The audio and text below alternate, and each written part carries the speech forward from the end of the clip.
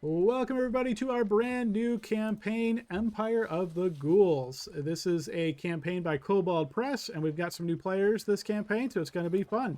I think, guys, what we'll do is just a real quick introduction from folks. So basically just say your name and say what character you're playing, and any details you want to provide about either yourself or your character can be as brief as you would like. So I'll go ahead and get started. Hi everybody, I'm Adam. Obviously, if you've been watching any of these, you know who I am already. So we will move next to Bill. Yeah, so returning player, I'm going to be playing Barnaby this time. He's going to be starting off as someone who's kind of from the forest and everything, going to make his way to the city and see what's what. Excellent. Thanks, Bill. We'll move next to Brian. Hello everyone, this is Brian, return player here. I'm playing Gesh, a Dragonborn monk. We'll call him. We'll get his class out there. He's a guide by background. He's good at making maps and has leatherworking skills. Excellent. Thank you, Brian. Moving next to James. Hey, I'm James, and I'll be playing Shy, wizard, and his whole backstory surrounds his lost brother. Excellent. Looking forward to learning more about Shy. We'll move next to Carl. I'm Carl, new player here, playing Zach, who is a cloud giant Goliath, and he is a sorcerer. Excellent. Moving next on to Keith. Keith here, second of the new players. This campaign I'll be playing Braddock, who's a sticky-fingered drow. Sticky fingered. Always knows what class that means. All right, excellent. We'll look forward to learning more about Braddock as well. Moving on to Noah. Hey, Noah here. I'm the returning player. For this campaign, I'm going to try to play a dwarven druid named Vigo, who hails from the Northlands. Excellent. Welcome back, Noah. And last but not least, Rob. New player, and I will be playing Glory, who is a barbarian. Excellent. Welcome to all of our new players, and welcome back to all of our returning players. So, team, you guys aren't quite a team yet, as this, of course, is session 1, but we pick up in the city of Zobek here in the world of Midgard. As a reminder, we've got links out there for both the Midgard map and for the Midgard map that is specific to the city of Zobek, which is where we're starting off. So our campaign actually picks up in this kobold restaurant known as the Rampant Roach. It is located near the Crown Square, just a little bit outside of the Kobold Ghetto. So as we move over to the Rampant Roach team members, you have all arrived here at this restaurant under this information you have received either through word of mouth or perhaps you've seen a posting somewhere. Could have come from many different forms, essentially letting you know that the proprietor of the Rampant Roach is looking to hire some folks for some miscellaneous kind of work, you might say. The exact details seem to be a little bit unclear at this moment, but this has been enough of a pull to get each of you to arrive here. And just for fun, let's see who arrives first. I'd like everybody to roll your first roll of the campaign. Just roll a 1d20, please.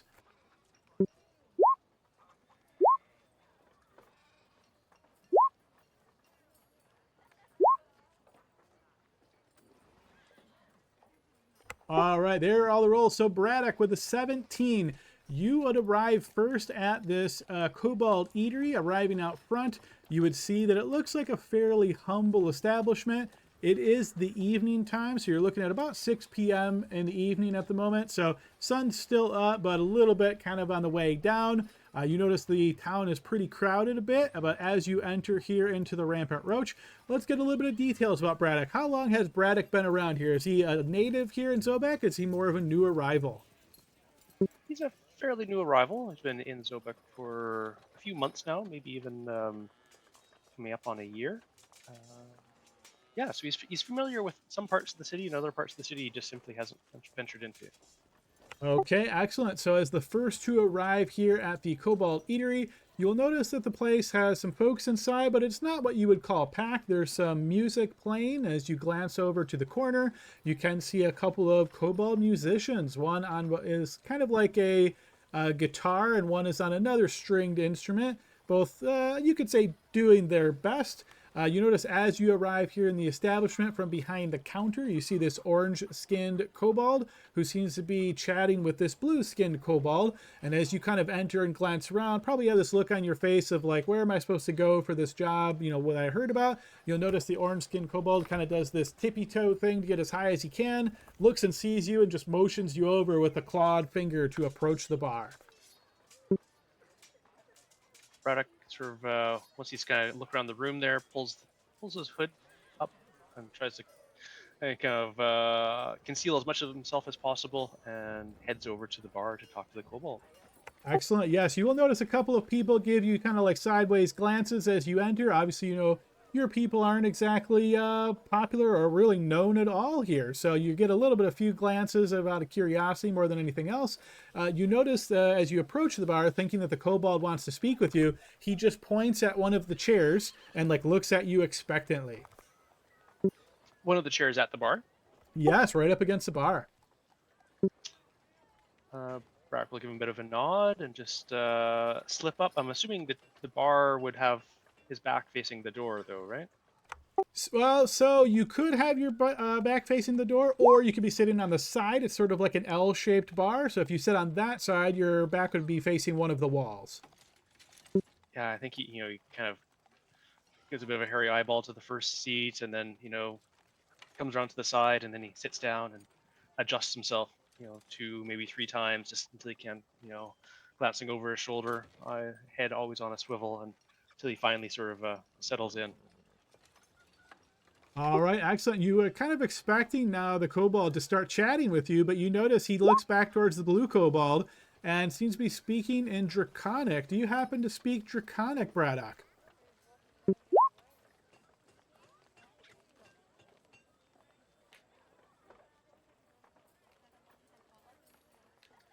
I actually know the answer because I just double checked. You do. So as he's speaking Draconic to the blue-skinned kobold, you will hear them chatting about, kind of sounds like mundane things overall, like catching up, sort of like how's the family, how are things going, all of this kind of stuff.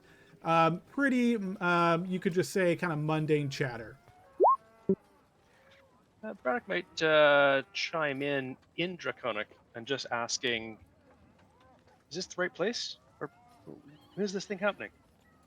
And as you ask this in Draconic, you will notice the orange-skinned kobold kind of looks at you with a little bit of surprise on his face, and he says, yeah, you wait there. Others come. Not just one person. More people come. You wait for more. I don't want to speak more times. Braddock sort of nods and again pulls the hood down a little lower to try to conceal his identity. All right, as you're trying to make yourself small at the bar here with both 13s, Glory and Shy, both of you, or Shay, is it Shay or Shy? Shy. Shy. All right, Glory and Shy, you arrive right about the same time. Maybe you're kind of doing one of those, you're both reaching for the handle of the door as you both arrive at the same time. Pardon me. After you. No, you go first, I insist. And I just walk in. I don't really know what I'm looking for, but I know it when I see it, so I just sort of walk around the room. All right, as you start moving around the room here, Glory, you will notice 3 kobolds sitting in the southwest corner. 2 female kobolds, 1 male kobold. They kind of all huddled together, and you get this sort of striking suspicion that they're very much evaluating you as you enter, and as they're evaluating you, their eyes immediately flick off of you and then go over to Shy and kind of look at him as well. As the 2 of you are standing there sort of near the entryway, in a similar fashion, you will notice this orange-skinned kobold from behind, and he'll motion with his hand like really rapidly for you to approach, and he like quickly points at 2 more chairs.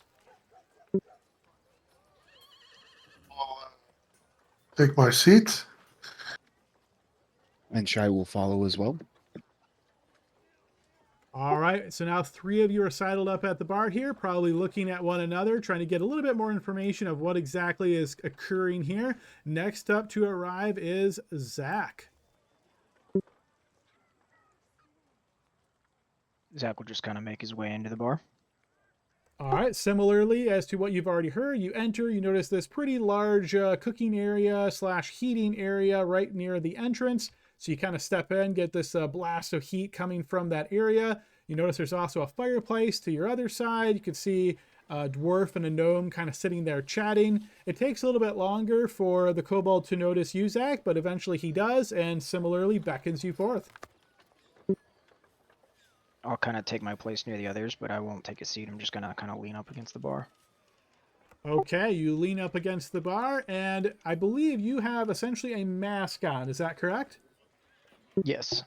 All right, so as you enter, again, I would say probably even more so than Braddock, you get a lot of glances in your direction as, you know, wearing a mask isn't like unheard of, but of course it certainly makes you stick out a bit. You'll notice people watching you fairly intently.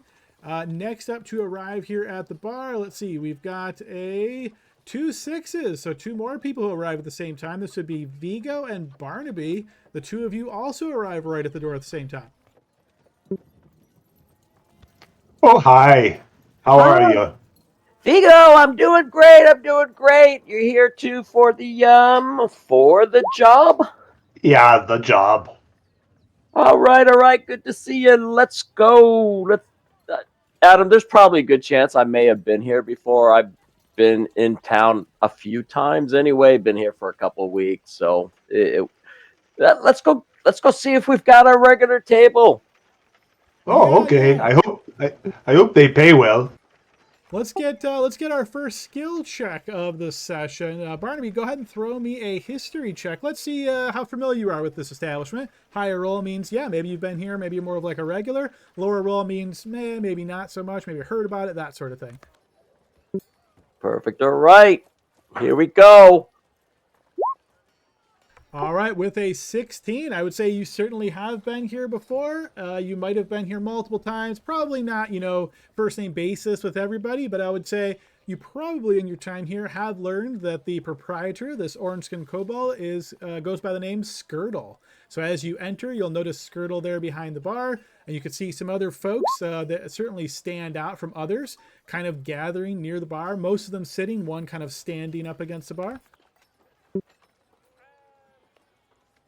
Yeah, Barnaby doesn't even care if he's not recognized, but he's going to say, "Hey, Skirtle, it's good to see you. Good to see you. I need a mead, please. And I'm here. I heard you're hiring.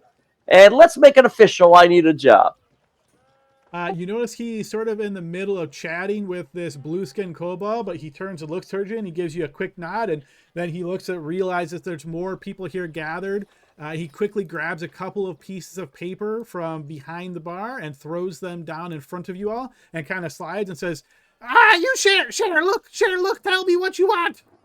And then he slides these up to each of you. Oh, I'm not here to spend money. I wish to make money. Yes, free. You come, you eat food, be filled, then you hear and feel good news about job.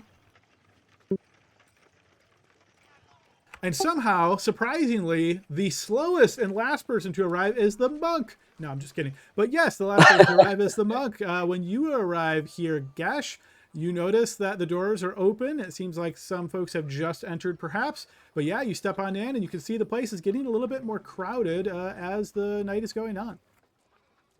Right on. So I know it's only level 1 background, but I imagine I might be working as a guide in the city for a couple years and maybe selling maps to people every now and then. Do you think I would have replied to someone looking for a guide here in these? I think that certainly makes sense. Yeah. All right. So I'll walk in, look around, and you see it's kind of a cool image that Bill and I put together. But anyway, a multiple colored dragonborn person walks in very confidently, shaking his clothes, getting all the stuff off of that. Gets his quarterstaff kind of tucked away on his back, claps his hands, and walks in and sees that's busy, looks around for a familiar face. Do I recognize anyone? So you said you're already familiar with Barnaby then, right? No, I did not say I was familiar with any of the characters, but I was thinking okay. maybe He just helped you with your token. I got you. Okay. I would say probably not then. But I would say you can certainly tell based on the folks that are gathering at the bar area. It certainly looks more of like what you would consider to be I almost want to use the word like mercenary kind of folk. The rest of the folks around here look more like locals, so you're kind of suspecting that's where you're supposed to go.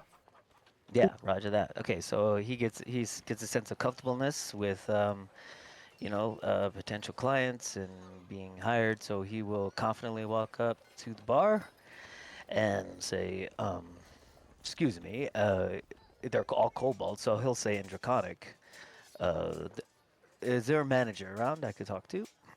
You notice the orange-skinned kobold holds up a hand and says, just a moment. All right, now thinks with to all himself. of you here in the Rampant Roach, I'm going to go ahead and move you guys over to that screen. This is where you guys are up against the bar at the moment. You can decide if this is, where you actually are kind of thing, or if you wanted to slightly adjust your position, feel free. Is that the guy with the mask that I was sitting next to with the blue eyes? It he have the is, mask? yeah. Yeah, so he's gonna not sit next to the guy with a mask on.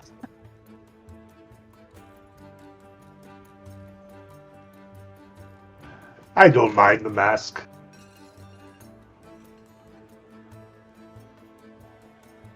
Must Oh. have some ugly scars.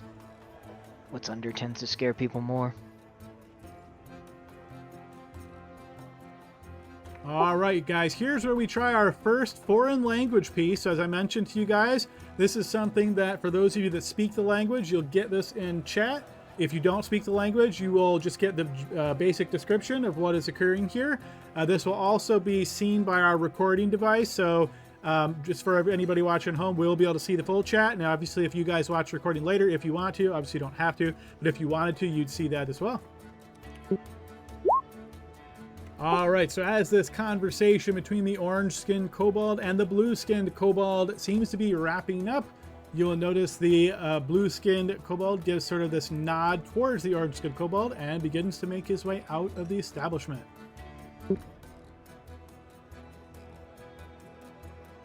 Is he not part of our crew? You notice the orange-skinned kobold now shaking his... No. You here. You're all here for job, right? Yes. Quite a few of us. We get paid the same, right? It doesn't cut down on the pay. Quite great. Only have set value for jobs, so I'll split. But you must be hungry, thirsty. Do you look at menu? Do you know what you want? Wait, is this a group job? I say and look at everyone's faces at the bar and back at the kobold together. Yes, I need a lot of help. Yes, helpful more people. I'm not used to working with others, and he'll scoot over a little bit and awkwardly get comfortable there. So all of us, like 1, 2, 3, 4, 7. Must be a big job. Easier. Do any of you know what is happening around here right now? Have you heard about all the troubles? More so than the usual troubles? It's always has troubles. Yes, more so. Well, you see, the people are going missing. They're just gone, vanished, gone. Here one day, gone tomorrow. You not here? Just people, right? Not things? That's just people. There's lots of people. No, people. Yes, I'm aware. My brother is one of them. Oh, well, very important then. You definitely want to help. But, yes, that's his problem. See, with all these people going missing, everybody wondering, well, where are they going? Who do it? You know how that works. They want to know who do it. My nephew down there. And you'll see he will point towards the corner here. Let's see. That's Brick. So now some people think it's him. He take one of the people that go missing. And of course, that's crazy. That didn't happen. That's crazy. But now people are on edge, nervous. What? Why didn't you go to? Why aren't the cops handling it? Why didn't you go to the authorities? Guards are handling it. They're looking into it. They're trying to see what they can find out. But that doesn't stop the people in the city from just making up their minds and thinking their own thing. So, I want to check his motivations, Adam. I want to know if he's truly defending. As he said, it was his brother. Can I His get nephew. a sense of his nephew? If he's if he's lying or there's some wonkiness to that story. Sure, give me an insight check. As best you can tell, it seems as though he's on the up and up. Why are they saying he took someone? You'll notice he's nodding. Oh, forget. I'm Skirtle. Skirtle. Nice to meet you all, Skirtle. But why they think it is him? Well, you see, what they say is find this dagger. That was his. They say they found it at the house of this lady that was gone now. She's just gone. They say because that was there, it must be him, but it's not him. He didn't do it. Then how did the dagger get there? Yes, Brick will tell you. Brick explained. But if you take job, then Brick will tell you. What is job exactly? Well, you see, my people, we don't like to go outside during the day. Like, it's okay right now. It's a little dark, doesn't hurt our eyes so much. But there's lots of work that has to be done during the day. So he's the youngest person here, so he's gonna do all the grunt work, right? So we need you to follow him around and make sure that nobody hurts him while he's doing all his work. Oh. That sounds very easy. Yes, Wait, yes, you I want us- agree. It's easy. You want us to be his bodyguards Yes, yes. to someone who is alleged to have made people go missing.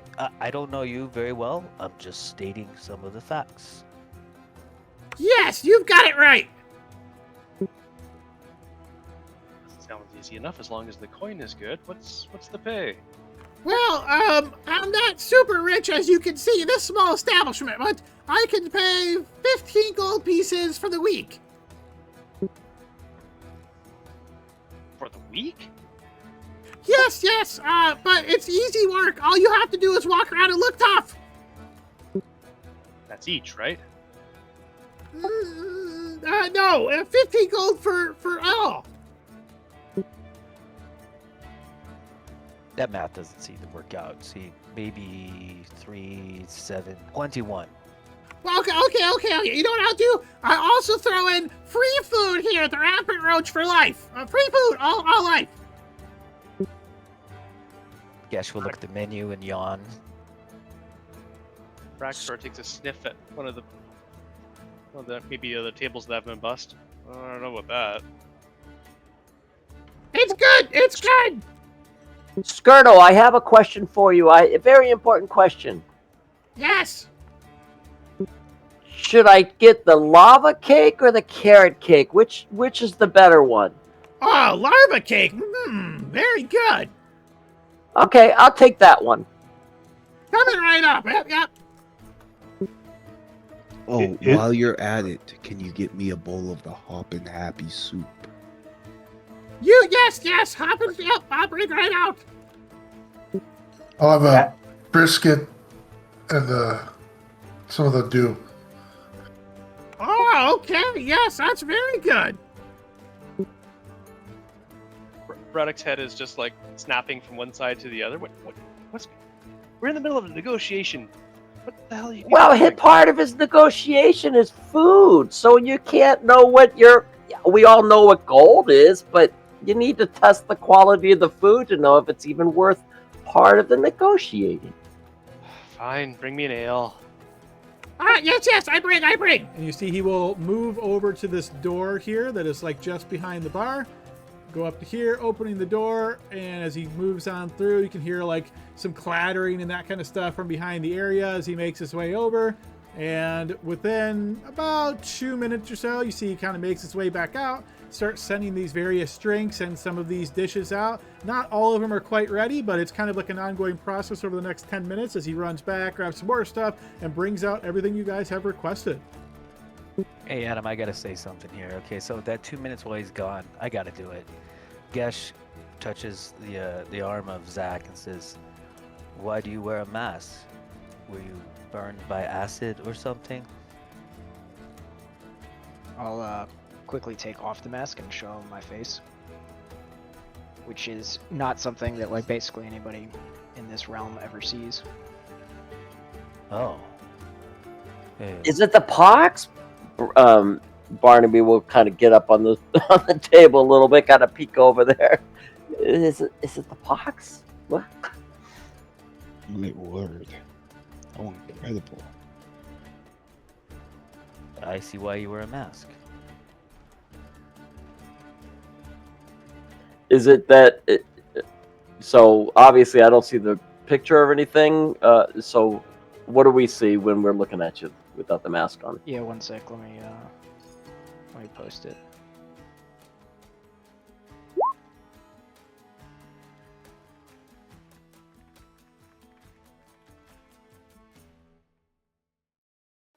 I tried to land the Princess Bride thing, but I guess it was.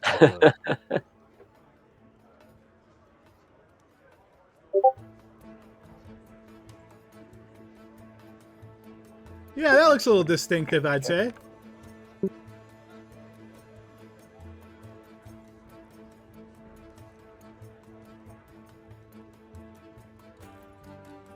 Does his eyes actually glow?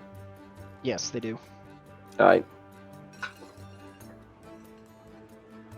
You are just a beautiful creature, like the rest of us. I think I will have a stalagmite do. All right, you'll notice Skirtle gives you a nod as he rushes back to grab another one, brings that out, setting it in front of you there on the bar.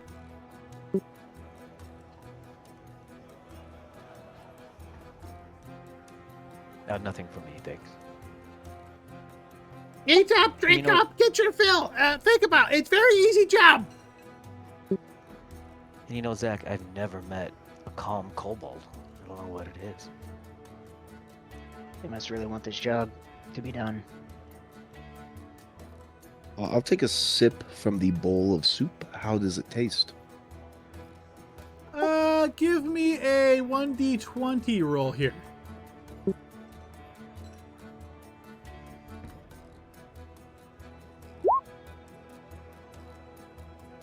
So I would say it has a distinctive taste. Would you say that Shy is one who kind of like sticks to basic foods, or is he adventurous and he likes to try a lot of different things?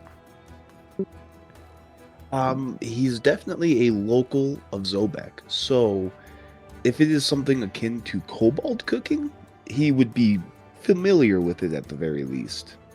I would say yes. You would almost consider this to be one of the new classics of the kobold sort of style of cooking, yes. That's certainly interesting. You notice Skirtle with big eyes is giving you a nod with a toothy smile. So Skirtle, walking around, I understand. We walk, we take care of your nephew. That's neat. That's exciting.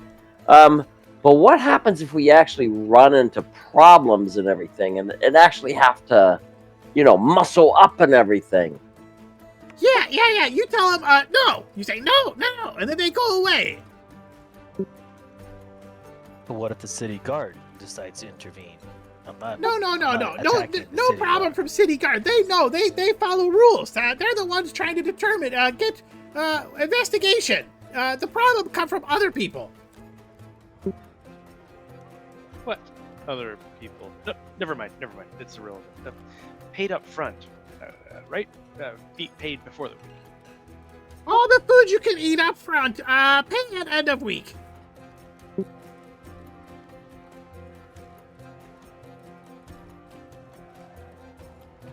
I'm in.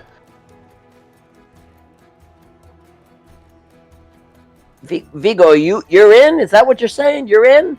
Yes, I figure I do other stuff on my own time, but 3 gold is 3 gold. Yeah, It's less than that. Your math is a bit off, my friend. We get 21, right? Hey, 15, I'll say 15 it gold. draconic. Make it 21 and we'll go talk to Brick. Give me a persuasion check here, Gash. You get to see a dragonborn with a negative charisma. I cannot do, but I tell you what I can do. I can get favors. Favors from Kobold King. You do this job and go well. I let Kobold King know that you're good people. That could be valuable. And how long do you need this service for? I mean, are people going to not like him next week too? I think I'd say work, but slow work. But I think maybe week, maybe 2 weeks. Not more than 2 weeks, I think. I can't do my normal work right now anyway. Fine. Can't find anything better right now. I'm in.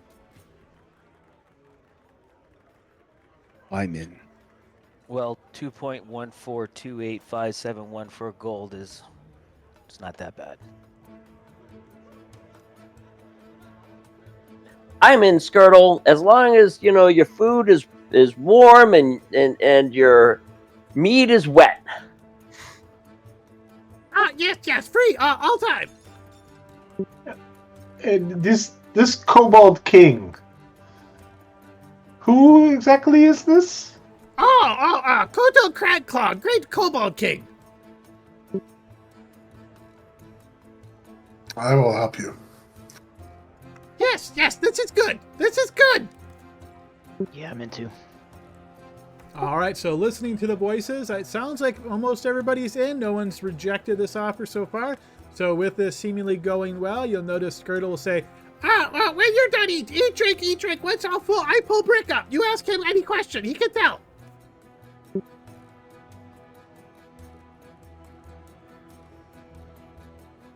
Braddock kind of make sure that nobody's actually died from the food so far. Once it seems okay, we'll order some food and give his glass a tap on the bar. sure enough, you'll notice Skirtle kind of doing runs back and forth as you ask for refills or ask for extra dishes. He seems to have no hesitancy into bringing forth whatever you're requesting from the menu, getting that in front of you. I would say anybody who has like a very bland palate, like if you only eat basic like bread and potato kind of stuff, you probably find this stuff to be way more than you're used to. It's got some very exotic flavors to it, as you can imagine by reading that menu. But if you're more adventurous, it's pretty standard fare for a Kobold Eatery. Well, I don't care. It's a 4-letter word that begins with F that I enjoy. Free. We're good. All right, excellent. So yeah, as you guys spend some time eating and drinking your fill, eventually you'll notice Skirtle looks around at you guys all, noticing that you're kind of slowing down or not requesting more stuff. He will go around the table, just scooping everything up that he can, taking dirty dishes to the back, getting some last-minute refills on drinks for whoever asks. And then you'll see he snaps his fingers, and sure enough, you'll notice Brick will stand up from his chair. You'll notice both of the female kobolds kind of look at him as he gets up, and he says something very quietly to them, and then starts making his way up towards you guys. All right, Skirtle will look towards Brick and say, Brick, answer any question they have. you see Brick looks at you all and says, Yes, what do you want to know?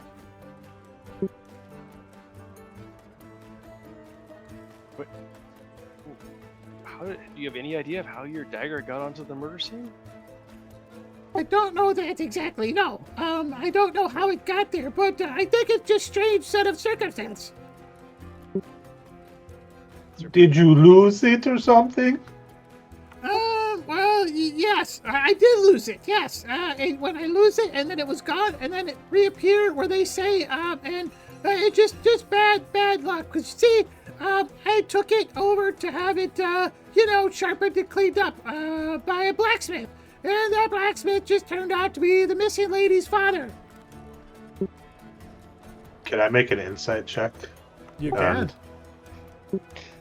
Can you have an advantage of that? Because it sounds pretty fishy. Yeah, it sounds like a lie.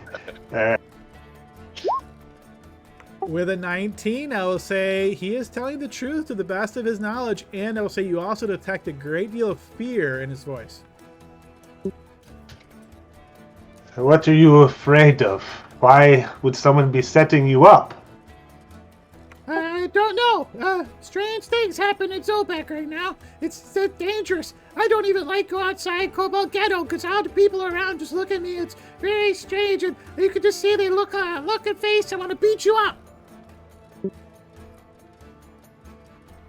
Oh, my friend, have you had anybody already threaten you, or are they just looking at you? I mean, any crossbow bolts or, mean people, or what?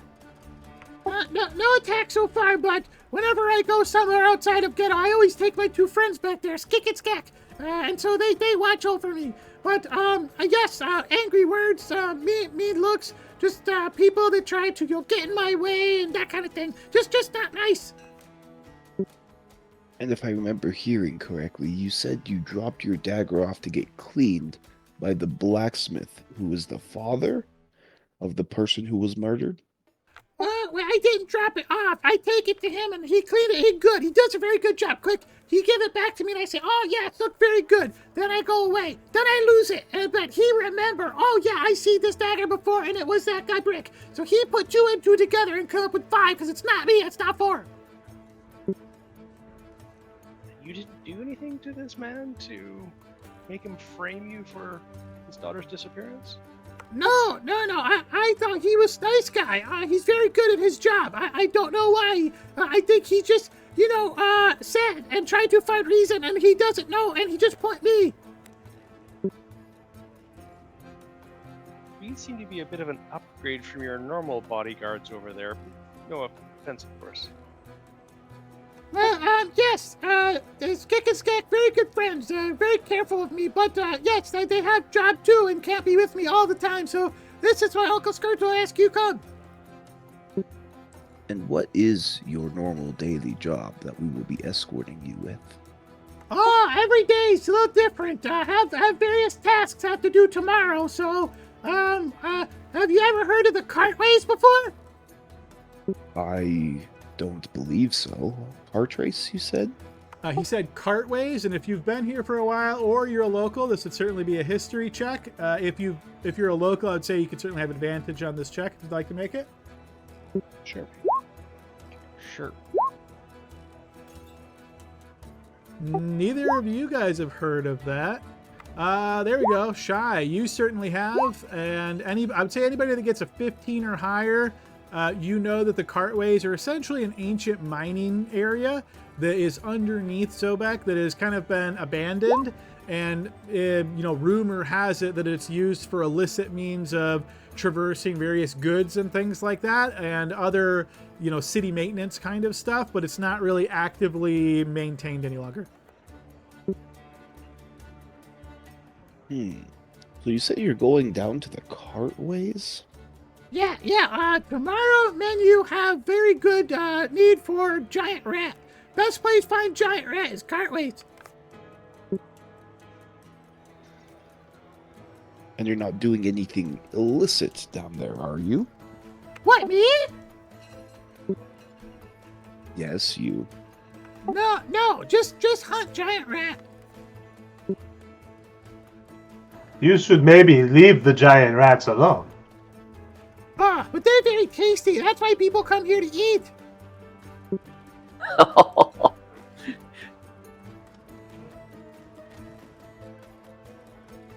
So, do you have... I understand the blacksmith and everything. He's a nice guy, you said. But are there any other people that want to harm you before the murder?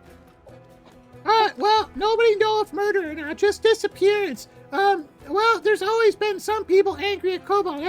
If you're around here, you know a lot of the humans, they don't like Kobold very much. But usually it's just they kind of say mean things and they give us bad looks. But now it's like that, but like a lot more. Lot more. I suppose that makes sense. Framing a kobold wouldn't be very difficult with the public opinion. Yeah, he gets it. So are we staying in the ghetto? Where you're staying? I don't know. This job doesn't come with room and board. It's just you come back tomorrow and then we go. No. Are you staying in the ghetto tomorrow? No, I got to go with you to hunt rat. I got to show you where to go. I'll do the hunting rat, but I need you there in case any bad things happen. Right. The cartway. It's you enter the cartway. You're asking where the cart? Yes. It will be in Kobold Ghetto. Yes. Okay. All right.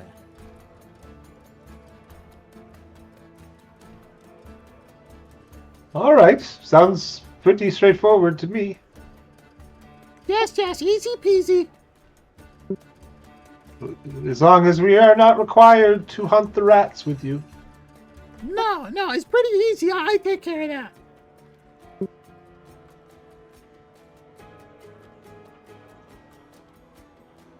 Okay, well, if you have no other questions, then come back tomorrow. Right when sun come up, I'll be here. You come indoor, and then we'll go. Okay?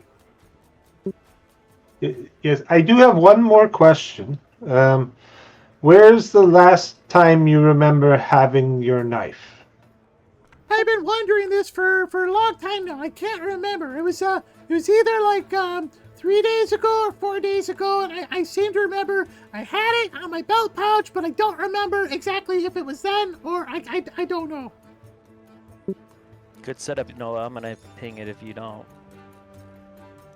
I want to insight that. I want to see if that specifically is a lie, Adam. Okay, sure. Throw me an insight check.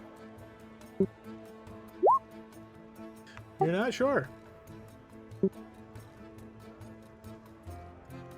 All right. Well, think if you realize that anyone might intend to do you harm, because it's weird that it showed up in that person's house if she disappeared. Yeah, I agree. That is very strange.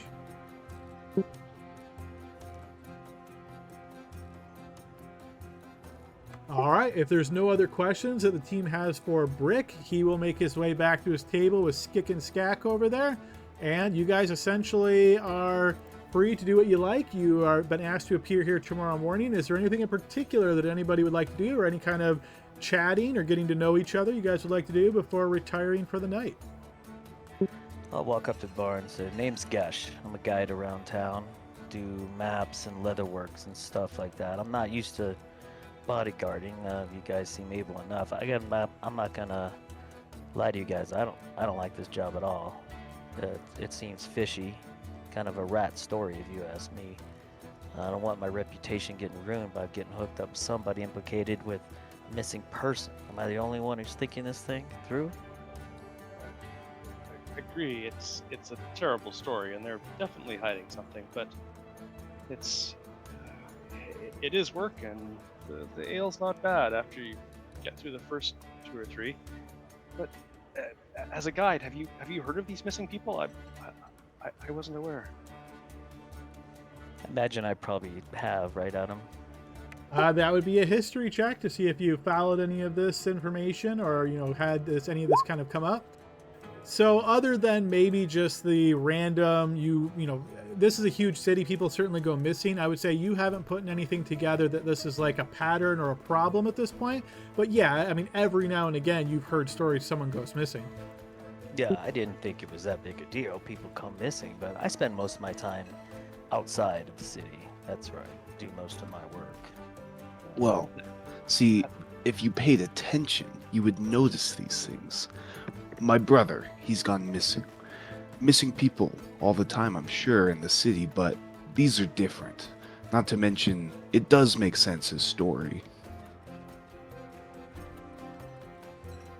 It makes sense that his knife was randomly in... He's claiming innocence, but his property was found in where the crime had happened. Well, if you think about it like a crime, he didn't kill anyone. There's no blood on the knife. It's just found there. That doesn't make sense.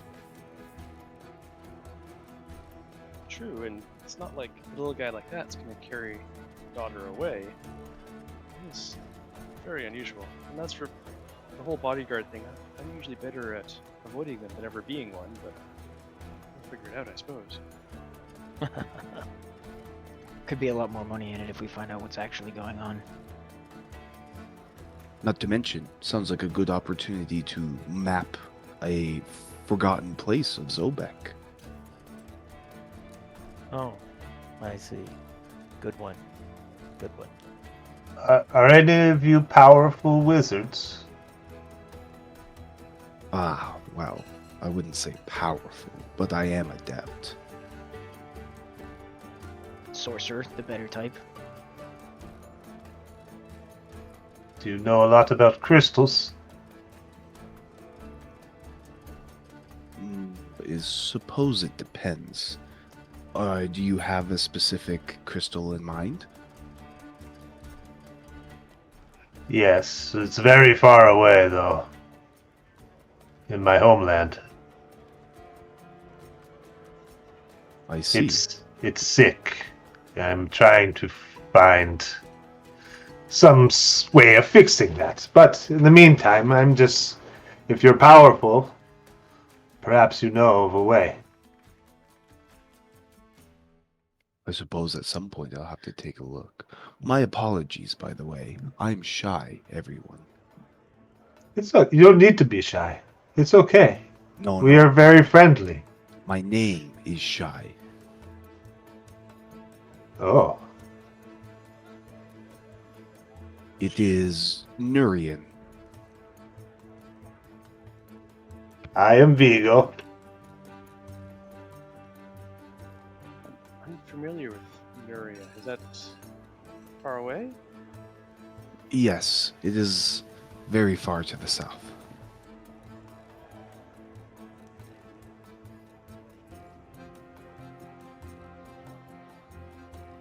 Well, sure. Oh. We don't need all of us to guard this one little kobold. If some of you want to use your time more effectively, more money for us. Oh, I made a promise I'd be there. But I was thinking that maybe today we can go over to the constables or some of us and maybe just ask him what is, maybe not about him himself, but just to ask kind of what has been going on with some missing people and see if we can get some of the straight scoop. Yes, you could. Just be wary, they don't particularly like kobolds. They will likely... I'm not a kobold. Well, you aren't. But the story about the knife and missing daughter will likely be perpetuated. Oh, I wasn't sure because I was, not real tall, that I wasn't sure. Maybe it got us confused. A lot of people can confuse us, sometimes they think I'm a halfling. I'm really a gnome, though. I see. Well, the lack of scales gave it away. You just never know. Some people.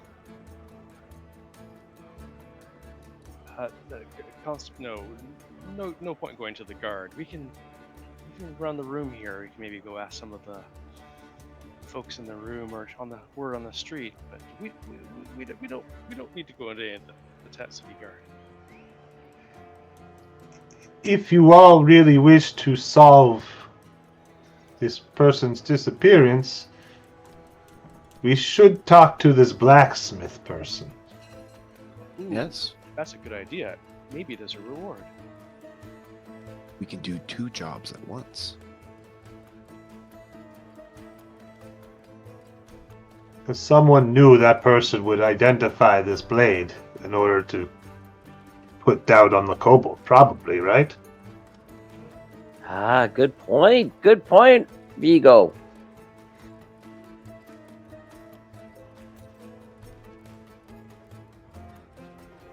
Anyways, I'm like 3 stalagmite dues in, so I don't know how helpful I'll be. I don't think those are alcoholic. Oh, Vigo's been slamming them and acting drunk. Are they not alcoholic? I kind of assume they are, right? Because Cave Cola says non-alcoholic, and then Stalagmite Dew says fizzing pale ale. So pale ale, I would think that is is the alcohol. ale. I thought I got the two confused. Oh, okay. No worries. Okay. I would have been funnier though if he was just pretending to be drunk. On It's like, wow, this stuff's strong. Yeah. Seltzer water, take me away. Hey, Adam, I'm gonna take a look at room. Do I see a Dragonborn over there? You do indeed, yes. All right, is he sitting alone there, huh? I'm gonna walk over there.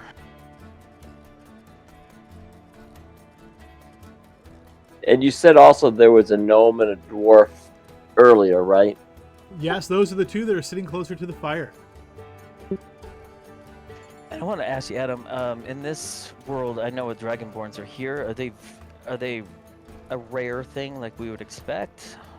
So Zobek is kind of like a cosmopolitan metropolis type deal. So people from all over the world are here. I would say Dragonborns aren't a huge number in this area. There's like a whole empire that is, primarily Dragonborn. So you could think of him as being kind of far from home, I guess is the best way you could think of it. All right, I'm gonna walk up in Draconic and say, what is this, afternoon, morning, or what? It's where are about we 6 again? p.m. So you guys have eaten and all that, probably closer to 7 at this point. So yeah, evening. Good evening, brother. You'll see he slowly turns and looks back at you, and you said you're speaking in Draconic? Yeah. All right, he will do the same, and he will say, "Good evening." It is. Can I get a sense of how old he is at this point? He looks older, like maybe 60. I haven't seen you around much. Just thought to introduce myself. My name's Gesh. You see he nods. Nice to meet you, Gesh. I'm a Chendiak. Chedjik. Do you live here in Kobold Ghetto? Ha! No, but I must say I have a fondness for the bad. Oh yes, doing quite well. Yes. Well, you see, I'm a guide by trade and spend most of my days earning money in that way. Times have been kind of rough lately. I don't know if it's the seasons, but recently got word of trying to learn about these people that are missing. Have you ever heard anything about that? Anything about just people being taken away or missing in Zolbeck? You see he looks down at his empty drink sitting at the table. Oh, that sounds like a long conversation, and I am quite parched. Oh, well, I can fix that. To what's his name, which I just scrolled up, down, and lost it. But the guy No behind worries. the bar. That's a great reminder or a great tip that I can point out now is once you've known somebody for a while and they're actually somebody of some kind of significance, I will go ahead and put them as a tooltip. So if you put your cursor over his token, it'll give you a pop-up giving you his name, his species, and a little bit of details about the individual just to make it easier if you ever want to reference that. Oh, Hey, that's cool. Cool. That's good. Hey, Skirtle. Another one for him, and I'll take one, please. Oh Good yeah, on it. two more. Okay, come up. It's on the way, brother. I'd love to hear your tale, and I'll motion to ask if I could sit. He nods at the chair, yeah. Well, that will be great. Yes, I've certainly heard of these things. It's hard to be around here and not hear of them. It seems as though it's a growing problem. A problem, you say? How long has it been going? As best I can remember, it's been a few weeks, maybe? And what are we talking? 12? 100? 1,000? Oh, numbers of people who have gone missing? I don't know. Enough that people are talking about it. This is a big city, though. So it happens somebody goes missing from one area of the city, then somebody goes missing from another area of the city, and then they talk, and then it becomes a thing. I can't say numbers for sure, but I would guess it's at least a dozen by now. And he'll laugh a little bit. What? They just disappear? Like magic? It seems that way. In Zobek, though, there is much that could be happening. It's hard to say. Go ahead and give me a persuasion check here, Gesh. All right, you'll notice that eventually Skirtle delivers the drinks, and after Achendiak here starts drinking a little bit more and seemingly enjoying this, he's a little bit more tipsy and a little bit less vocal, and he doesn't seem to be revealing much else in the way of information. Well, it was nice talking with you. Enjoy the music. He holds up his due and gives you a nod with a thanks for the drink.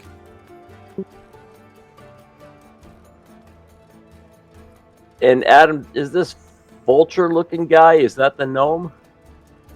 Vulture? Yes, that is the gnome. It looks like, I don't know what it is. It looks like a vulture or something. It's probably like just that. the way his portrait is like cocked, right? Like the angle. Yeah, maybe. I don't know. It just it looks like a bird or something. According to Bill, gnomes could be mistaken for kobolds, so why not They vultures? could be. They could be. You never know. Everyone gets the small folks all confused. Well, hello. I don't get to see too many gnomes and dwarfs out here. Over here at the inn, at the tavern. So I thought I'd stop by. How is that? Is that okay? You'll notice the gnome kind of turns and looks towards you, and then he looks back towards the fire, and you'll see the dwarf looks back at you as well, and he says, "Oh, don't mind him, friend. He's just a little in his cups." Haha. Very nice to meet you both. I'm Barnaby. Barnaby. That's an interesting name. Well, we're just enjoying the fire here, Barnaby. Unless you're gonna strip and dance or something, I'm not sure what we can do for you. Let's see. I haven't stripped and it's too early to strip and dance. You'll notice he gives you a little bit of a chuckle as he looks back towards you.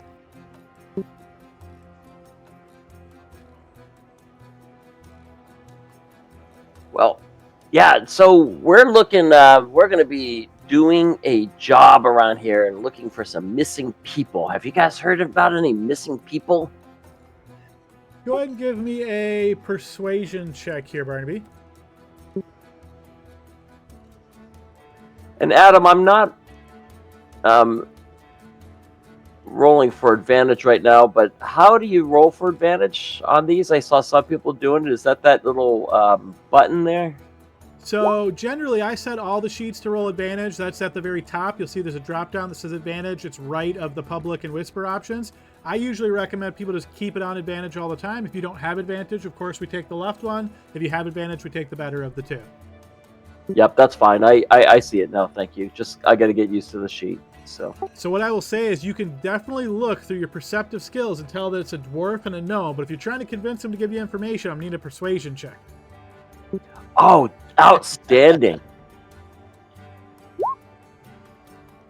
All right, so basically there's various rumors that can be heard throughout Zobek. So I'm going to say as you're chatting with these guys, it takes you a little bit of while. It looks like they almost have this kind of wall put up, right? Like they're trying not to reveal too much information. But after you chat with them a while and they kind of realize, yeah, you're not just, trying to get money off of them or trying to get food or something like that, they will go ahead and reveal one of these rumors to you. And we're going to go ahead and randomly generate which one that is.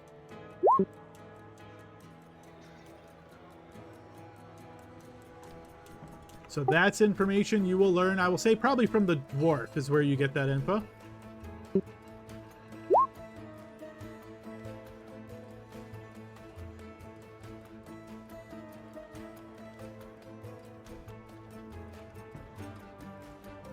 Very good information. Very good. Thank you. Thank you for that. I mean, I've been here before, but I've never been down there. And you'll notice the dwarf nods. You'd be smart not to go down there.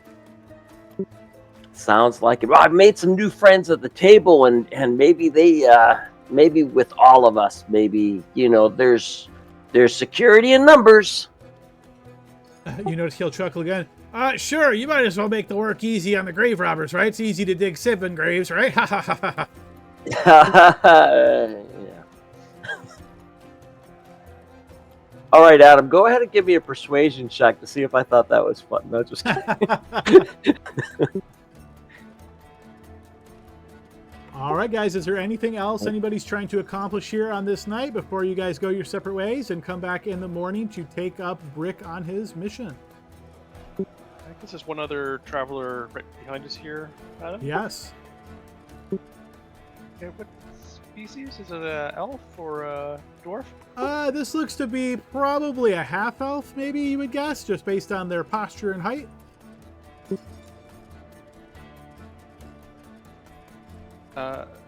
Braddock will order a pair of drinks to Skirtle, and then slide them over to Shay. We'll see what that one wants. Take her a drink. It's a good intro.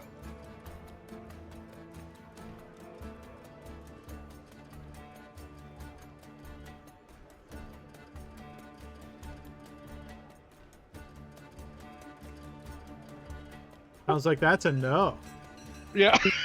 And he slides the drinks back over, looks over to the other side of the bar where Vigo and Glory are and Zach. Any of you? More information. You want to give this girl a drink? Go see if she knows about the disappearances. I smell quite terrible, so I suggest someone else do it. Fine, I'll do it. So Brack will get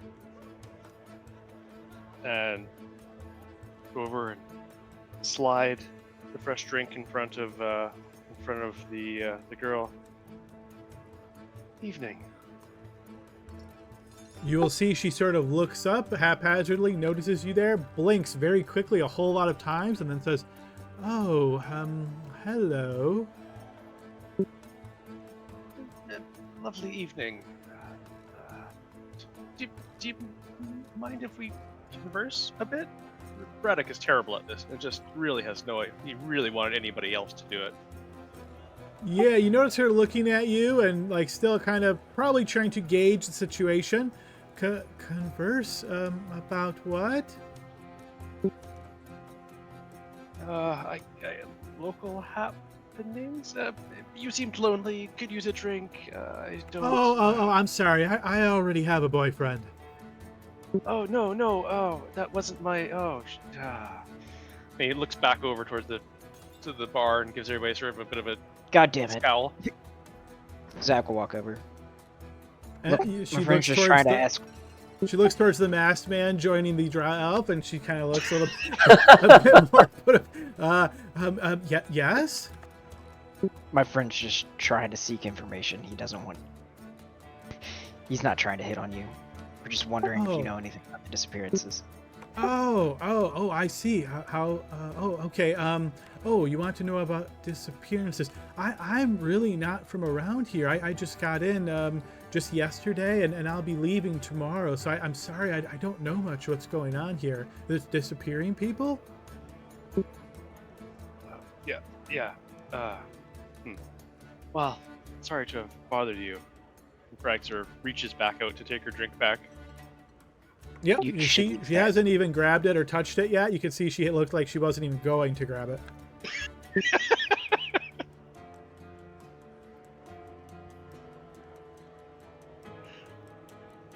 Oh, fine. Enjoy. Never mind. And he just sort of skulks back to the bar, making himself as small as possible again. And you can notice That didn't look good. basically shortly after you step away, you know, she kind of gets up pretty antsy and just makes her way out. To never be seen at this bar again. That's why I wanted you guys. I wanted you to do that. I'm terrible at that. Well done. I think I will lean over and talk to Skirtal in Draconic and ask, "Are you sure that all you're getting from the cartways is rats?" Skirtle will reply to you in Draconic. What do you mean? Are you trying to ask if we're doing anything wrong down there? No. We're not doing anything wrong down there. Sometimes there's weird stuff that happens down there, but not us. No. It seems like a great way to get in trouble, though, especially from a rival. What do you mean? I don't understand. Lay it out for me. As in, if somebody were trying to frame your nephew for doing something he shouldn't be down there. Oh, well, it's The not great way like to you get can't rid go of him. down there. There's no rules that say you can't go down there. We're not breaking any rules. Right, but maybe a rival gang, somebody you make business with. You're not getting into any of that, I presume. You notice he looks around at his humble eatery and he looks back towards you and he says, A rival gang? Oh, what do you think is going on here? There's not enough money that flows around here for anybody to get pissed off at this restaurant. Just making sure. I want to make sure there's no rock unturned. Well, hopefully you'll find that out, but no, I can tell you they're not doing anything wrong. I, for one, am looking forward to learning some new ways around the city that are less well known. Well, yeah, you definitely find that down there, but I would never go by yourself. That's dangerous. Good thing we're going as a group then, right? That's right. That is right. all right, guys, anything else before retiring for the night and returning in the morning? I just want to drop a silver piece in the musician's tip jar. Okay, yeah, they certainly have one of those kind of things, probably like a straw hat type of deal. And you notice the one closest to you gives you a thankful nod as you drop a coin in. Excellent, that's it. Alrighty, guys, so I'm going to do a little bit of fast forwarding here as we've had quite a bit of role play here. I'll try to get you guys over to a bit of more intense stuff, perhaps, right? We'll get a good mix of stuff here for session 1. So as you guys return to your respective places, whether you're staying at an inn or if you have some type of establishment here in Zobek, you guys go ahead and go rest, take a sleep, that kind of thing. Wake up in the morning, come back here to the Rampant Roach quite early, and sure enough, much like Brick said, he is ready to go. Those of you guys that are maybe hungry, grab some quick breakfast from the menu. Again, taking advantage of your free food. You'll notice both Skick and Scat kind of look nervously as Brick walks out the door with you all. You find yourselves back into the city proper and kind of moving through the different areas of the city. As a reminder, I'm going to move over to the Midgard map, which again, you guys have that link. So as you'll notice on that map, the crown square is kind of like close by the Kobold Ghetto, so you're leaving nearby the Crown Square towards the Kobold Ghetto. The exact distance or path isn't critically important, but just to give you a general idea of the, sort of the direction that you're going, if you want to take a look at that map. However, once you guys are making your way through, I will say you definitely are picking up on this sort of unease in the city from different folks. As you notice, Brick is kind of moving about, and at first he's in the lead, and you'll notice like some people are just kind of like walking by, and occasionally someone will like just cut him off and he'll have to stop really abruptly, and you'll hear some like, oh, damn kobolds, and like this kind of language, but nothing that seems to come to blows or anything like that. But you can definitely tell that the tension is quite high at this moment. Most everybody in the area, at least the humans and the non-kobolds, you don't see a lot of kobolds in the area until you get closer to the Kobold Ghetto. But outside of that area, there's a whole lot of tension here. As you make your way closer to the Kobold Ghetto and Brick takes you towards this entrance to the cartways, think of this as kind of like a kind of near, almost like a sewer entrance, you could think of it as he's getting closer to that area. Once he does so, you notice this whole time he's kind of been like blocking his eyes and so forth from the light as he's affected by the sunlight here as it is early morning. He motions towards this entrance and he'll say, all right, are you guys ready to go in? This is probably the best place. We'll have to go a little bit, but I think I know where we can find some rats. That sounds good. Lead the way. Yeah, okay, here we go. You see he kind of goes down and goes into this area, descends down a set of steps, and then after he gets down a little bit, you see he kind of looks back over towards you guys, and he's like, now maybe some of you should go in the front, I'll be in the middle, I'll kind of call out which way to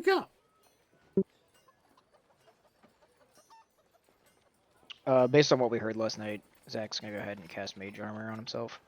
okay, yeah, feel free to do so. Likewise. All right, just quick reminder about your resource reporting, or that way too. There you go. Excellent. All right, so as you guys are kind of making your way down towards the cartways here, I'm going to pull you guys to a different map. So think of this as this is a very squeezed area right now, and all I'm really trying to do at this moment is establish your order. So this is the order, or this is the direction the steps are descending. I've got Brick in the middle here, kind of representing, maybe you guys are shuffling around him, but feel free to put yourself in whatever order you would like. The stairs go down like this, and then it seems to open up down here. Once you've set yourself in your order, you let me know you're all set.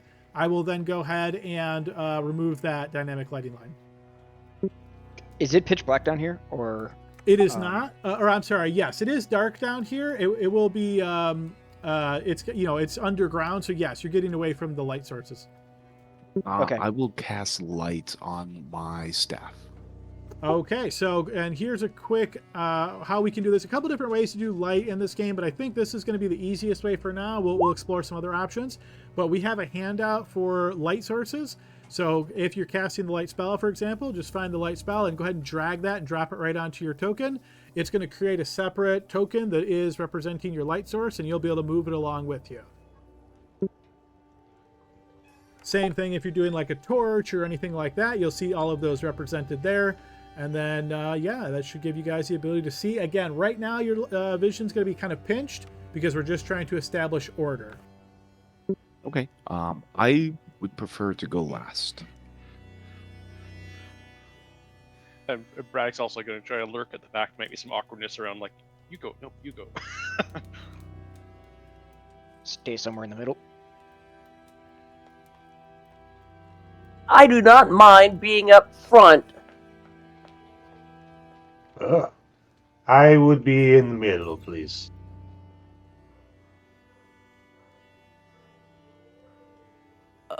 Who's the barbarian? I'm still getting used to people's characters. Glory. Glory. Glory. Would you want to switch with me? Be better off behind you a little bit.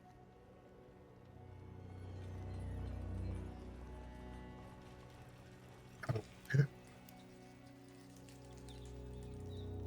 Thank you, brother.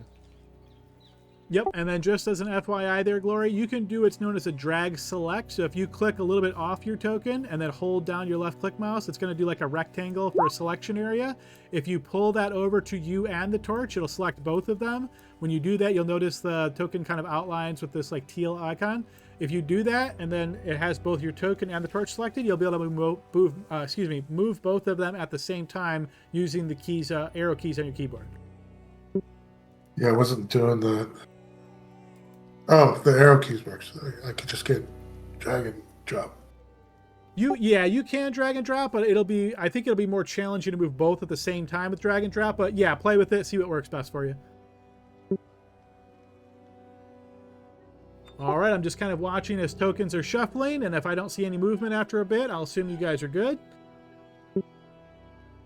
Is there anyone that wants to switch with Barnaby for any reason, or am I good? I'm good. Cool. All right, not hearing anything else, I'm going to remove this line.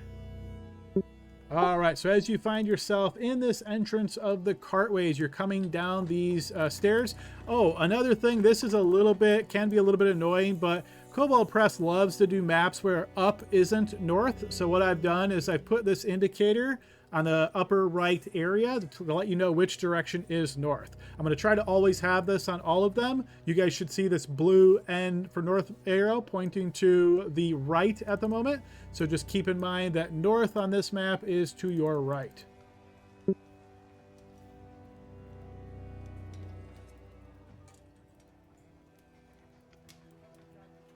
All right, let's go.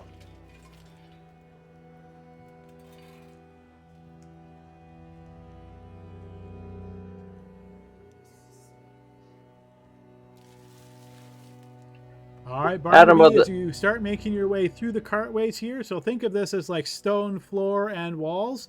You're making your way through. You can certainly see old signs of like mining, so think of this as like picked areas of the wall, little like carving, that kind of thing. You also, as you're getting a bit closer here, you start to hear something, but you can't quite make it out.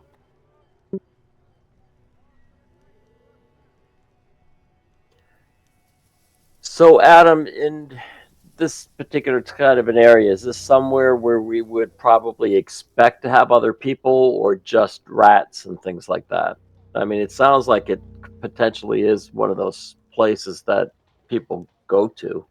You certainly could potentially find people down here. Think of this as like, you know, I'm trying to think of like modern day. If you think of like an underground rail line, right? Like there might be people down there that are they really supposed to be there? Maybe not necessarily, right? That kind of deal.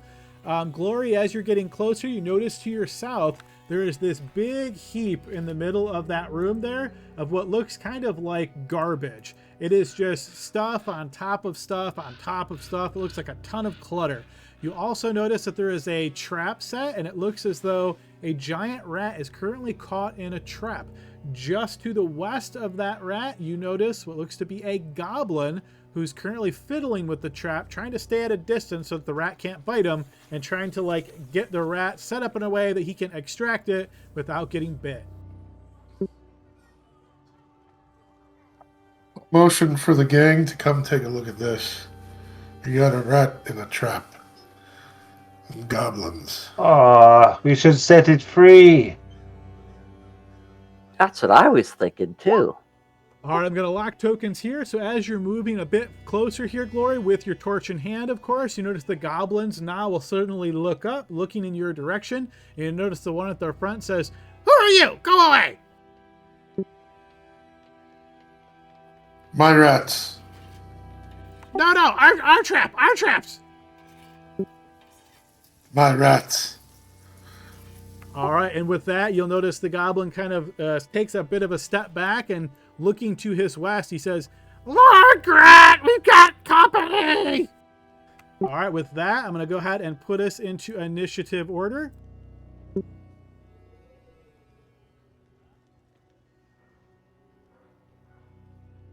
Are they saying that in common? They are, yes. Ooh, okay, that's not good. One moment, let me do that again.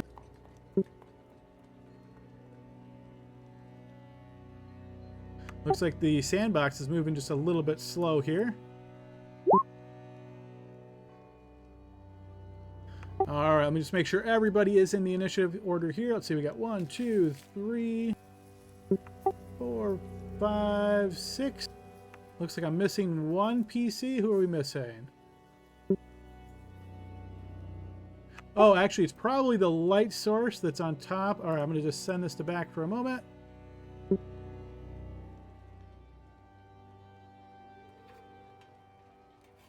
And you can probably leave it back. I just put it just dragged and dropped it there. Yep, that works for me. Okay, we are in initiative order here. I'm going to change this to a little bit more up-tempo music.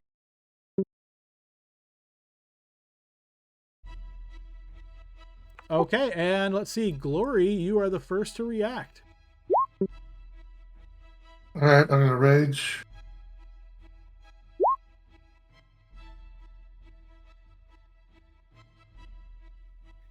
Sorry, Adam. I should have jumped in there earlier. I forgot to press the push to talk. I'll get there. I had the option using the alert feat to swap with Zach if he wants.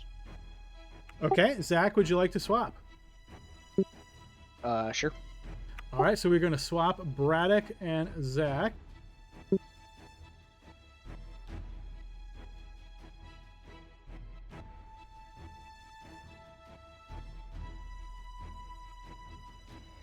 All right, so sorry, I was maintaining that right there. I'm going to move you back here for a moment, Glory. So as you step to here, this is difficult terrain. So you're stepping on all of this trash and clutter and all of that sort of thing. And I'm also going to throw a quick roll for you. Okay, so as you start stepping through all of this clatter and clutter, you're going to notice that, not surprisingly, being that you can see that there's a couple of rats and traps at the moment, there seems to be traps in this clutter all at haphazard areas. You can certainly spot some of them, but because of how much clutter there is, you're quite confident there is more that you're not going to be able to see. Okay, I'm going to take one more step there. All right, so go ahead and throw me an acrobatics check. So basically you're seeing these traps and you're trying to do the best you can to avoid them as you start moving through.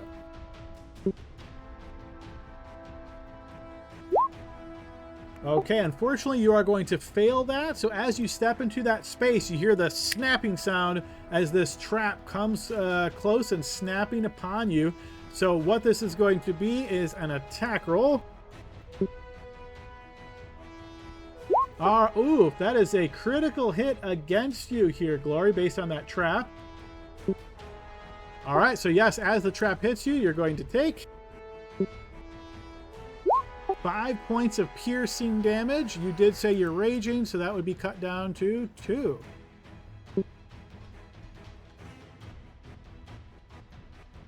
All right, so now that you are caught in this trap, your speed is halved. Okay. I'm going to throw a spear. All right, who is your target?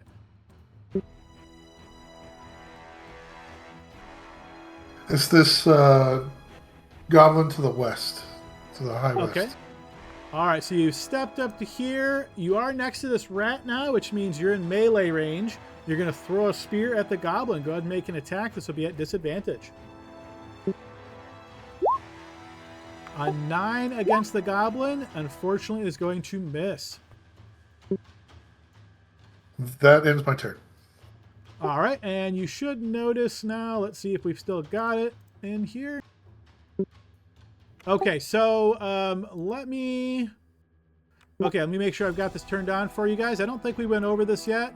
So, all right, so in the right-hand side, you'll notice there's this icon that's called Collection. It looks like 3 little icons on top of each other like a triangle. If you click there, it's going to bring you to a list of macros. One of the macros I'm going to want you to add to your bar is the one called End My Turn. So you'll notice that macro, and there's a little box there that says End. Okay, perfect. There you go. For anybody else following along, just click that In Bar option. It will appear on the bottom of your screen there, and that's how you're going to end your turn. All right, moving on to the... Oh, yeah, go ahead. Question? Are we using flanking rules? I believe this is the default rule is advantage, right? Let me do a quick double check on that. Or actually, no, I think that's an optional rule. So I'm going to say no. For now, we're not going to use that. And then if that's one you guys want to adopt later, we can. All right, cool. Moving. Yeah, no worries. Good question. All right, moving on to the next individual in order. You guys are going to hear the sound, probably mostly just Glory, hear the sound of shouting coming from the west.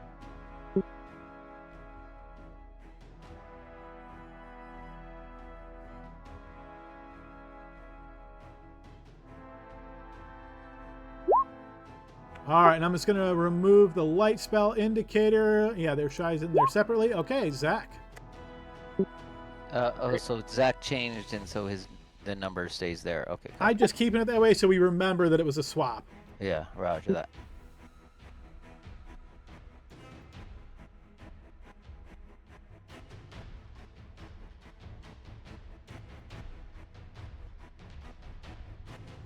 I was trying to actually go diagonal there, and it didn't work for the final 35 feet of movement. So yeah, unfortunately, you wouldn't be able to go diagonal because that'd be going through a wall, right? So you'd have to come out this way, and that is actually a difficult terrain square. So if you only had 5 feet left, you wouldn't actually be able to enter that square. Okay, so I'd be stuck here then, right? Yes, yep, that's correct. Okay, then I will, from here, bonus action, I'm going to use my innate sorcery feature.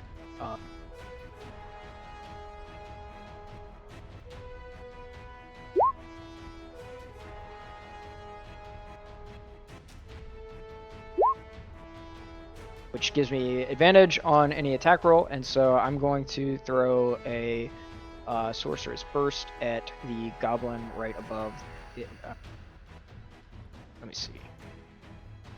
That one. Okay, got it. 23 will certainly hit. All right, what does your Sorcerer's Burst look like? So I can basically choose the damage type on this one. So I'll do like ice, and this is just gonna be like it'll just be like a cold blue beam coming out. All right, cold blue beam comes firing out. Maybe it hits him partially on the armor, partially on the skin, but yeah, it seems to get him a bit colder. And That's my turn.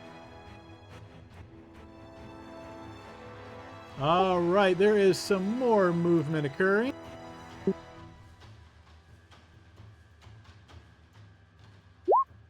Gosh.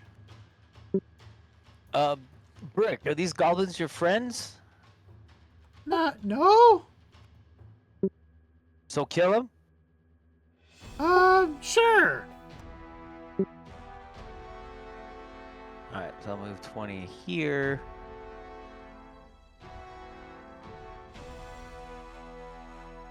Alright, this guy here, that's north of the, or I guess not north, west. Yes, yeah, don't worry. That's the only time that will ever happen.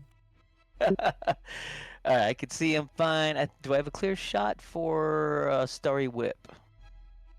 I believe, is that just, that doesn't say anything about avoiding cover, right? No, here. It's a new one, so. So I'll go ahead and do the details there. Yeah, so cover would still apply here. So you've rolled a 9, or sorry, an 8 with cover. That is certainly going to miss. Yeah, man, these dice are bad to me. I don't like this new sandbox. All right. Okay. I still have 5 more feet of movement, so I'm gonna go here. Okay, Barnaby. Oh, my new friends are in trouble. Well, Brick said we can kill him. So Adam, would he be engaged because he cast a spell or not? Nope, he's not engaged. You can move through him. Just keep in mind this square here starts difficult terrain, so if you enter there, that is difficult terrain. All right, so I'm going to go here. And then I'm going to go, because shoot, I'll risk it for biscuit here. I will go there. Okay, so I'm going to make a quick check for you. All right, so you actually did not notice that there were traps on the ground here. Go ahead and give me an athletics check there, Barnaby. Well, I would have seen him walk into one, but I'll.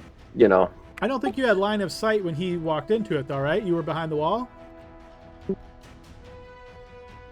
Yeah, I mean, yeah, I guess, yeah. So.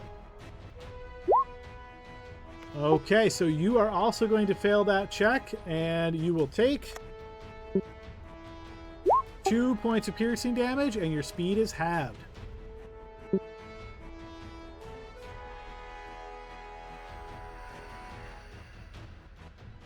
All right, so I'm going to stab out at the poor rat. Okay, the rat is currently in this trap, which has reduced its speed to 0, but doesn't affect it in any other way. So go ahead and give it an attack.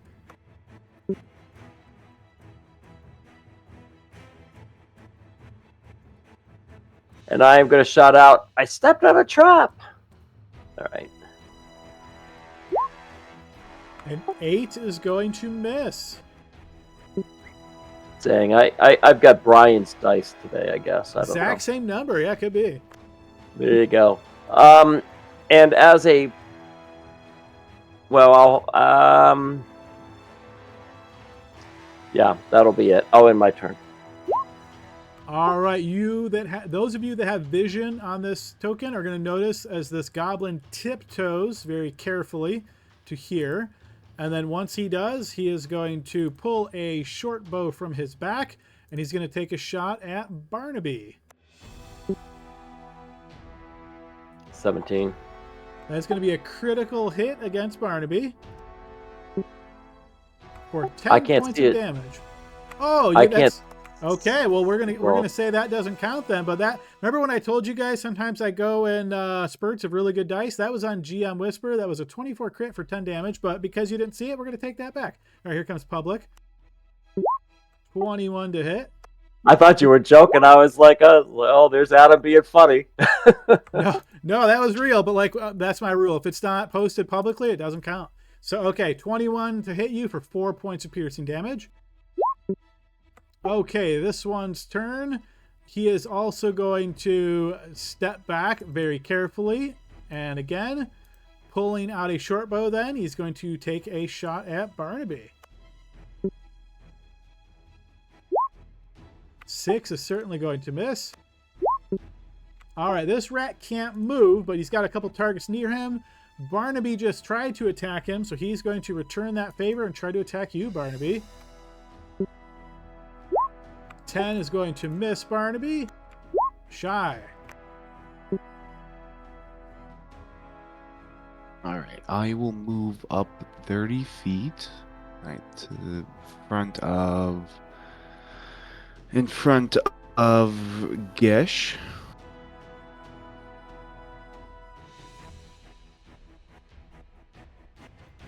Ooh, maybe is that? Oh, do I have to? Can I move diagonally right there, or can I not because there's like a wall pillar thing? I would let you move southwest diagonally, but not southeast, because that'd be putting you through a wall. Yes, southwest. Or yeah, you know what I meant. The fake southwest. Yes. Yeah, you could do that. Okay.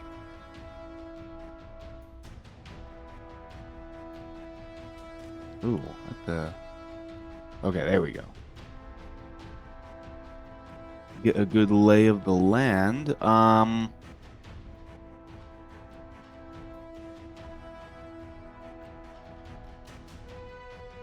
Ooh, do I have a line of sight with anything? If you can see them on your map, you have line of sight. Of course, if it's anything that you're shooting, good chance it's going to have cover.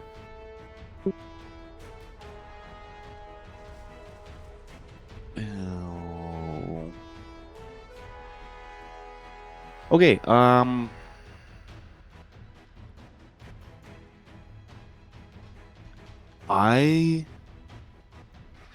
Ooh, let me make sure I can do that. I will,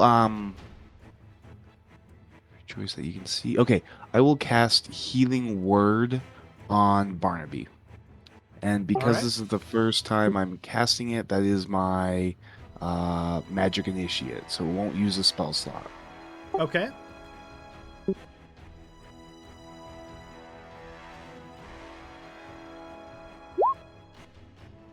Nice, the bumped up healing word. No longer just 1d4, so 10 back to Barnaby. Thank you. And that being my bonus action, it's not a whole lot else I can do.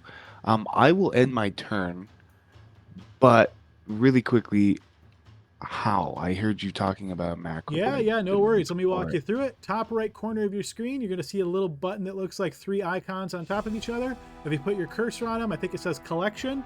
Just go ahead and click that. It's going to open a list that says macros at the top. You're going to see a list of macros. The one you want is end my turn. There's a little bar on the right-hand side that says in bar, a little box. Just check that box, and it's going to put a button at the bottom of your screen that says end my turn. Just click that to end your turn.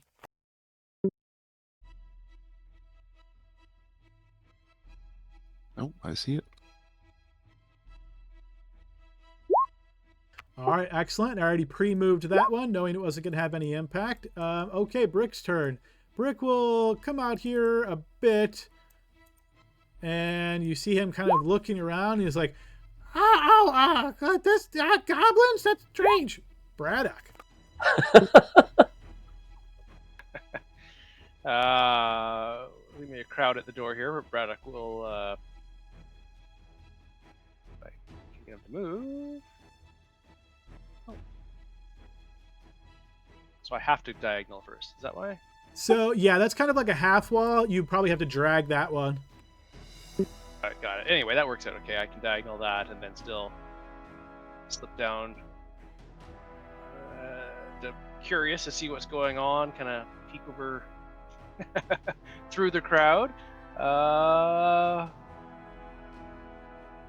Oh man, I can see the one goblin, but I'd be shooting through 3, maybe 4 of my patriots. Would that be a disadvantage, a shot? It would be significant cover, I would say. So not disadvantage, but he basically got a big boost to his AC. Okay. Well, it's worth a try. So Braddock kind of whips around the corner there, from beneath the cloak pulls out a hand crossbow, raises it, and kind of tries to squint a little bit and fire at the one goblin you can see.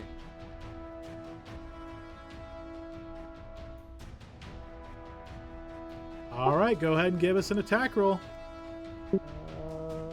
Sorry, there we go.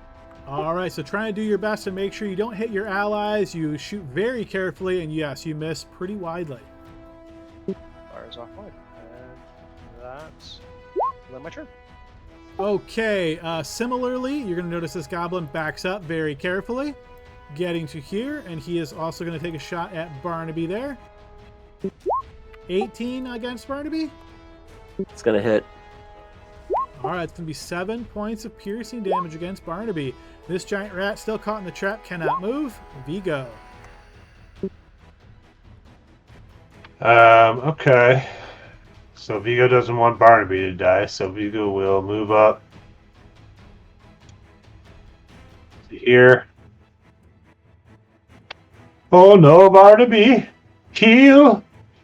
And he will cast Healing Word.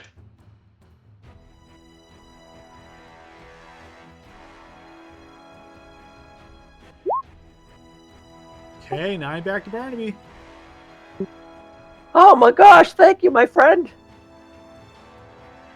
And then he'll go, release those rats! And he's going to do a Starry Wisp attack on this goblin here. I don't know how, I don't want to broadcast this.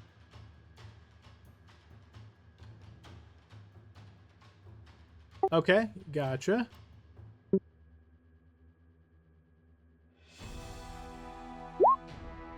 Okay, also trying to be careful not to hit anybody else. You miss pretty widely. Okay. All right, top of the round. I am going to throw a quick little icon on both Glory and Barnaby here to remind us that they've got the traps currently attached to their leg, which just means speed is halved at the moment. It is your turn, Glory. All right, I use my bonus action to extend my rage. Ready my halberd to attack the rat. My apologies, but I don't think that you need to. Didn't rage change that it's much longer now or something? So the extend rage, from what I understand, that's helpful when you're not going to attack, right? Because that way it just doesn't fall off. So I don't think you'll need to use extend rage here. But yeah, unless you were planning to use your bonus action, nothing critical. All right. Okay, I'm just looking at the rules. Duration. The rage lasts until the end of your next turn, and it ends early if you don heavy armor or have the incapacitated condition. If your rage is still active on your next turn, you can extend the rage for another round. Okay, you're right. Right, so basically, yeah, no worries. That's like, it's a nice new advantage now. Like in the past, if you couldn't hit somebody or take any damage, it would just end, which was kind of a bummer. So that's like your get out of jail free card now. If you can't do either of those things, you can burn a bonus action to keep it going. But yeah, you're all set. Okay, so that's going to be a 10 halberd attack against the giant rat. Unfortunately, that is not going to hit. 10. So now remember, just to clarify here, Glory, you're moving at half speed and you're moving through difficult terrain, right? So now you're moving at a quarter speed. Then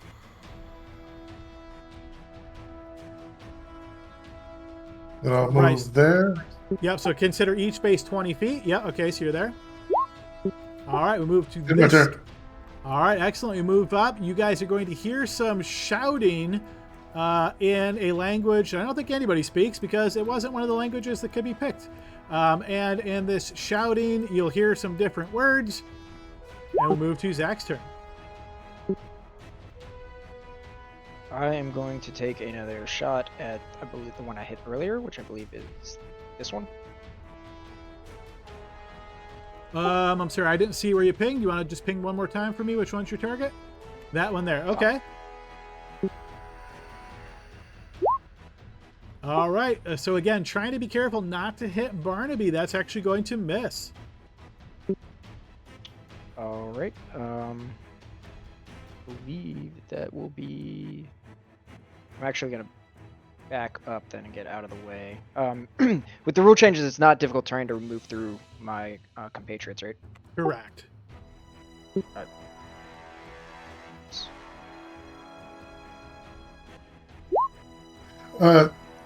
Question. The 24 that I rolled didn't hit the rat. Oh, I'm sorry, I misread that. I read the 10 as your attack. So 24 would have hit the rat. 10 damage, that would kill it outright. Yeah, good call. I'm going to go ahead and X that guy up. Make sure he's removed from initiative here. And then we'll move the next rat's turn. All right. Yes, so there is some more movement. Okay, Gash, your turn. I move up 5, 10, 15. Excuse me, there's no danger in this square, right? You're talking to trash is not in there. Difficult terrain starts 1 square to your south. All right, roger that. This guy here that I see is somewhat slightly bleeding is going to receive a starry wisp. So I grab out of the air this bright, almost like a whip thing, and I'm going to lash out at him. I'm going to at him, not you, Adam, and try this again. All right, let's see it. 20 will hit. Nice. Excellent. Now, if there's a trap around, I want to pull him into a trap. Okay, I'm not as familiar with this one. Does this move them? No, that's No. This- So when you said pull them into a trap, was yeah, that just no. descriptive flavor? Or? Yeah, no, I was a new spells. I'd be No crashing worries, no spells, worries. I just right? want to make Yeah. sure I knew it too. So, all right, so yes, you But do it hit him does- with the wisp. but it does put a glow on him in case that ever matters. But Yeah, I'll go ahead and add that. Yep. All right, Barnaby, your turn.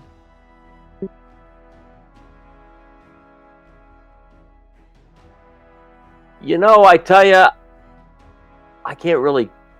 They're kind of going quick. I'm going to go ahead and actually, as a bonus action, I'm going to cast Shield of Faith. Okay.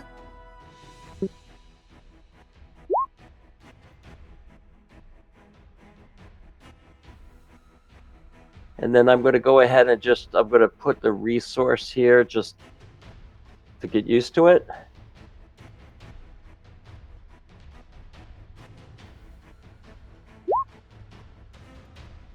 Is that accurate? Just so it That shows is I have correct. one spell left. Yeah, I already used it on my thing, but it's a good way. And now my AC would be +2.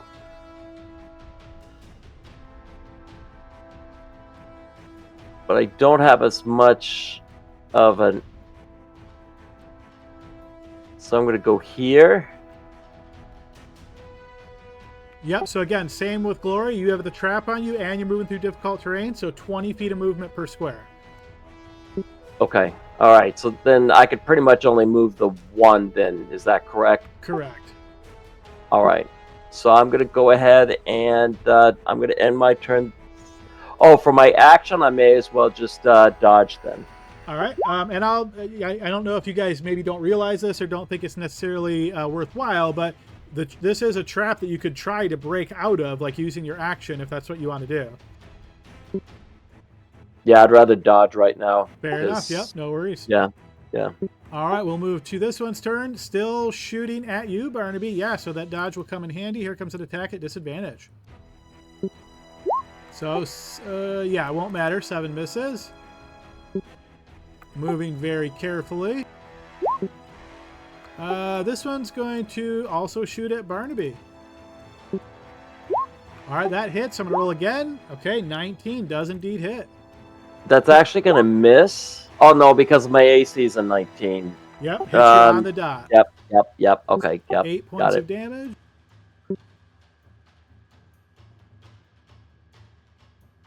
Okay, Shy. Okay, I will move up the 15 feet. Yeah, and just remember that last square is difficult terrain, so that's actually 20 once you get there. Okay, perfect. That's actually all I need. And then for my action, I will cast Firebolt at the goblin closest to the door. Closest to the doorway, the uninjured one? Yes. Okay.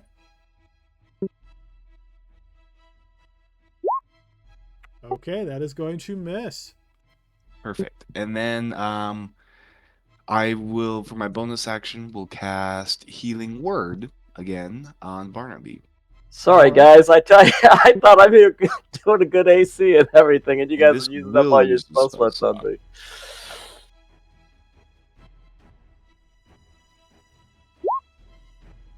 All right, 10 back to Barnaby.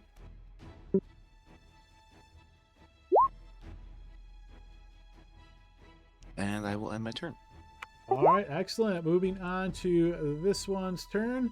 You're going to hear some more shouting in that other language. Hey, Adam. Adam. I should have been concentrating on Shield of Faith. Ah, okay. Yeah, unfortunately, we don't have that script. I'm not sure that that works in 2024, but let's go ahead and add. We'll add that and then throw me a Constitution saving throw. And let's see, what did you take? 8 damage. So yeah, just the normal. Yeah, I just want to be fair about it.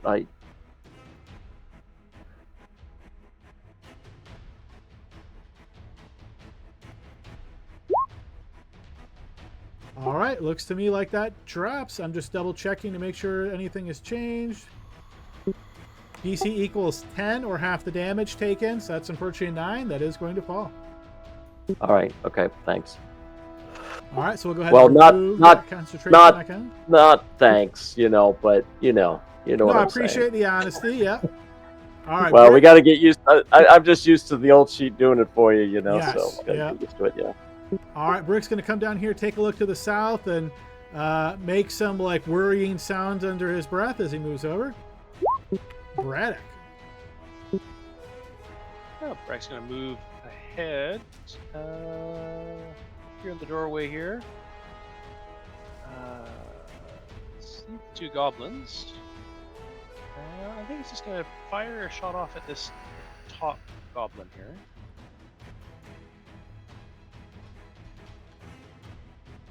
Okay.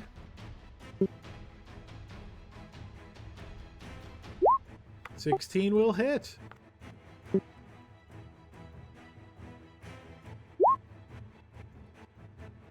Okay, the bolt will strike into the goblin, wounding him.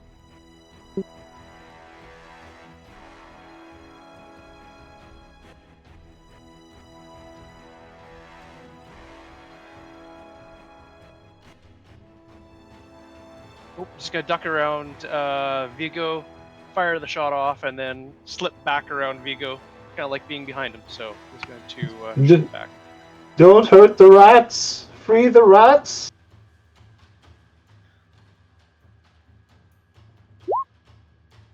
Alrighty, this one's turn. He's going to make his way carefully to here. He is going to fire a shot at Glory. 13 against Glory. Just misses. Just misses. Okay. All right, this rat still cannot move. We'll move to Vigo's turn. Okay, Vigo will go here. And so this would be 15 to get to here. Difficult terrain, yep. 25 to get to here. And I will do a Starry Wisp attack at the one in the doorway. Okay.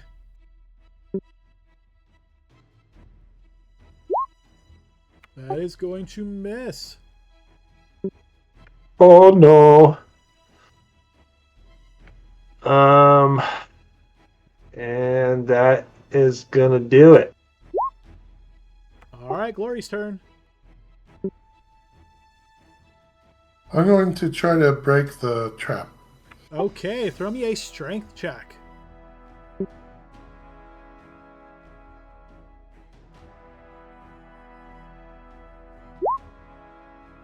A 10, but you're raging, so you get advantage on those. 14. 14 is enough. So use your action and you break out of the trap. Okay.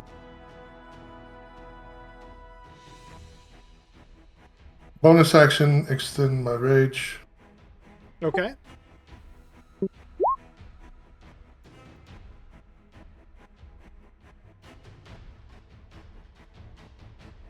$15 difficult terrain, 30 feet. That works. It's my turn. All right, you're going to hear some more shouting in that other language once again. Zach. All right. So it's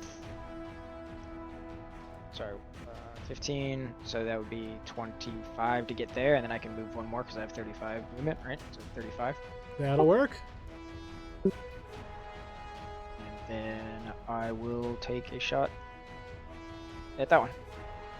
Okay, and you're attacking at advantage. Oh, there you go. Nice crit. Okay, yes, that is more than enough to kill the poor Gabo. All right, and that's my turn. Good job. Okay, Gash. You are a powerful wizard. Yes. All right. Indeed.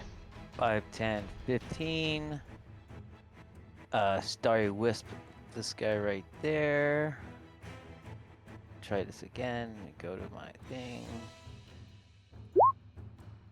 13 is going to miss. Alright, and then that's 15 difficult terrain in there, so that would be 25, and I'd be stuck and fall prone in trash, which I'm not going to do. But I will give space there and end my turn. Hey, Barnaby.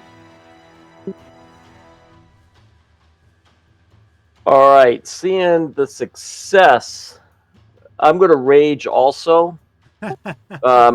I got to pull my little gnomish hands together and go, by the power of Voltron. But anyway, yeah, I'm going to try to break my chains.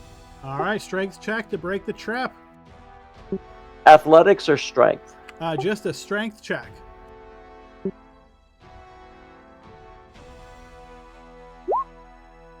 All right, and you don't have advantage, so a 10 is a failure. So think of this almost as like a bear trap, right? So you start pulling it apart, you're like, ah, and your fingers slip, and then the trap cuts into you deeper. So you are going to take 1 point of damage on that failed removal attempt.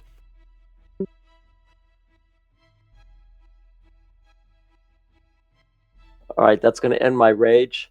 And all right, I'm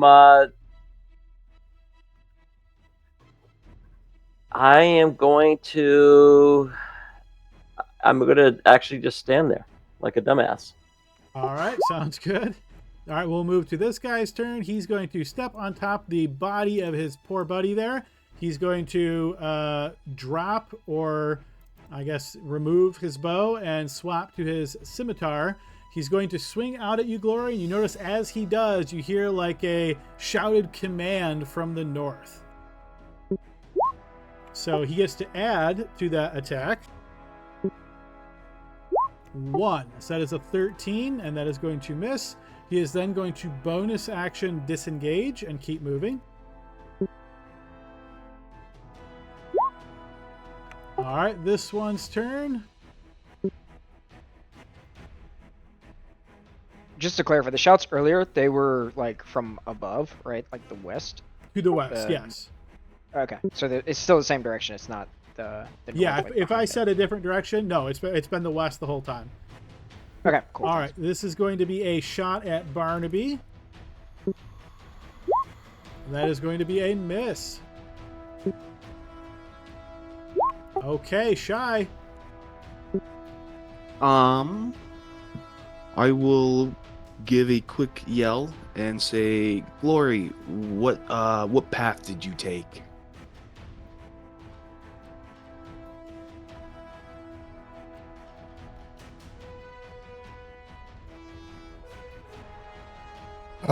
Up the wall and through the middle, Okay. around the rat. And I will try my best to mimic that. And is the entire room difficult terrain, I take it? It is, yes. Okay, so 10, 20, 30. All right. All right, so that's the path that you're going to take that you just laid out? Yes. All right, so you do notice these traps kind of embedded all in this junk everywhere. Go ahead and throw me an acrobatics check, please, Shy. All right. All right, it's right about once you get to here is when suddenly you hear that snap as the trap embeds in your leg. You will take 1 point of piercing damage, and now your speed is halved. Okay, let's see. And I don't see anything. Everyone seems fine.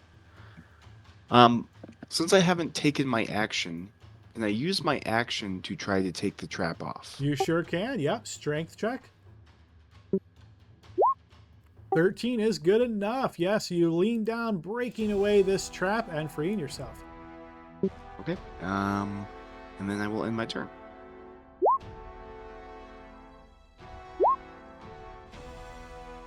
All right, from behind you're gonna hear, Oh yeah, get him!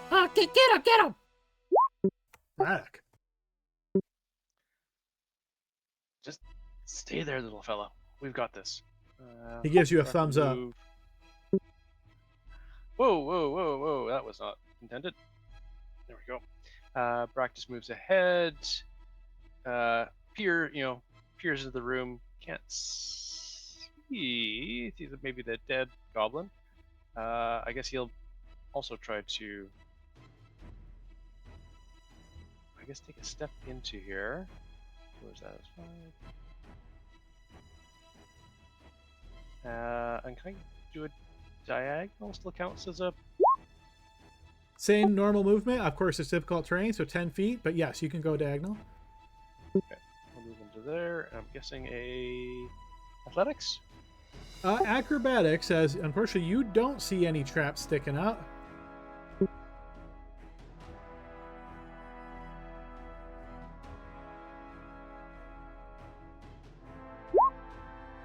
But there certainly was one. That is going to snap into your foot for 1 point of damage, and your speed is halved.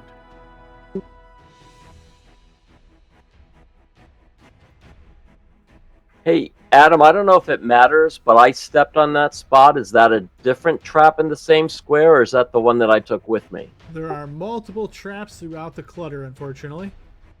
Okay, thanks. I just clarification. Thanks.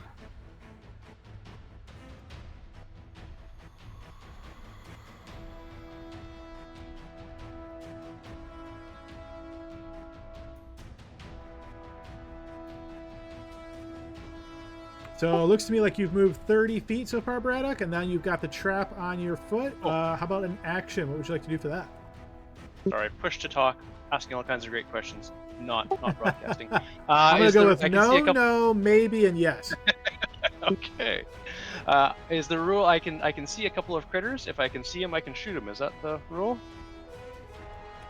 If you Obviously, they'll see have cover. something, you have line of sight, but generally what you would want to do is use your measuring tool, turn broadcast to others off, and draw a line to whatever you're trying to shoot. If the line goes through a wall, then you won't be able to shoot them. I can tell that I don't need to do that. I can tell that already. Okay, I will take the... After getting this trap stuck on his foot, he'll use the remaining action to dodge. Okay, dodge. All right, this guy is toast, so we'll get rid of him. This rat can't move, so we'll move to Vigo. Okay. Vigo is going to move to here. And he does see this guy at the end of the hallway, so he is going to Starry Wisp at him.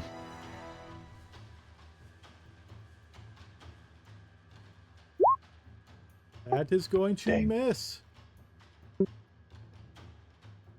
I go, these are our rats! Go!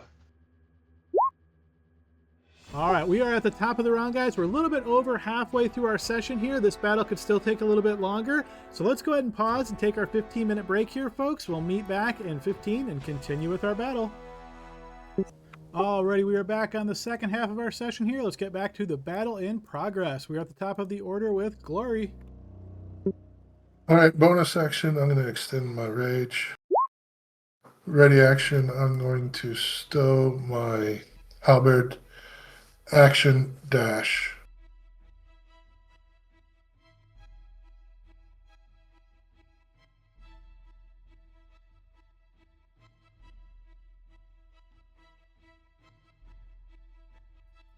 I'm just going to go here, see what I see.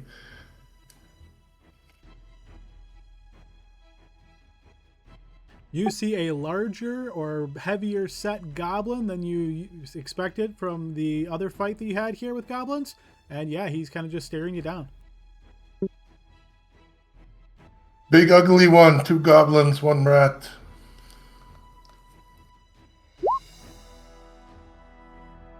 All right, now in broken common, you hear, "Ah, coward, come back!" He's going to make his way up here towards you, and as he turns to face you, you'll see he has a hand axe at his side. Using that hand axe, he is going to chop out at you.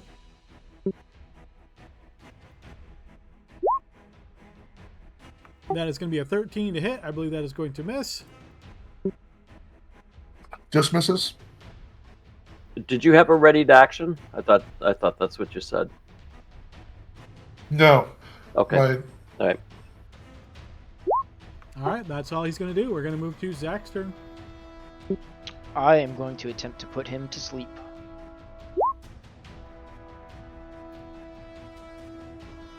Okay, sleep. Let's see here. So wisdom saving throw, my DC, and then my DC is up 1 because of the sorceress bonus that I've got going on right now. So Okay, so what is your DC with the +1? let me double check. I think it should be 15 with the +1. All right, I think that's going to do the trick. So that should make him incapacitated, and I believe he's unconscious on the second turn if he fails it again. Let me do the description of it because it has changed.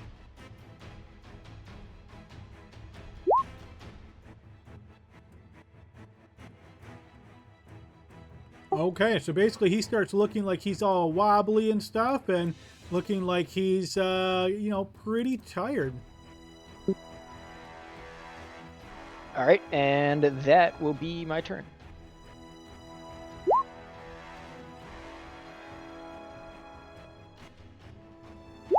Okay, Gash. All right, this is gonna be fun. Okay, then I'm gonna move 5 there. I'm going to, I think. Okay, let me just tell you my plan, Adam. I'm going to cast jump and use 10 feet of movement to land here. But is the wall in the way in your opinion? Do I need to move more? Let me double check jump real quick.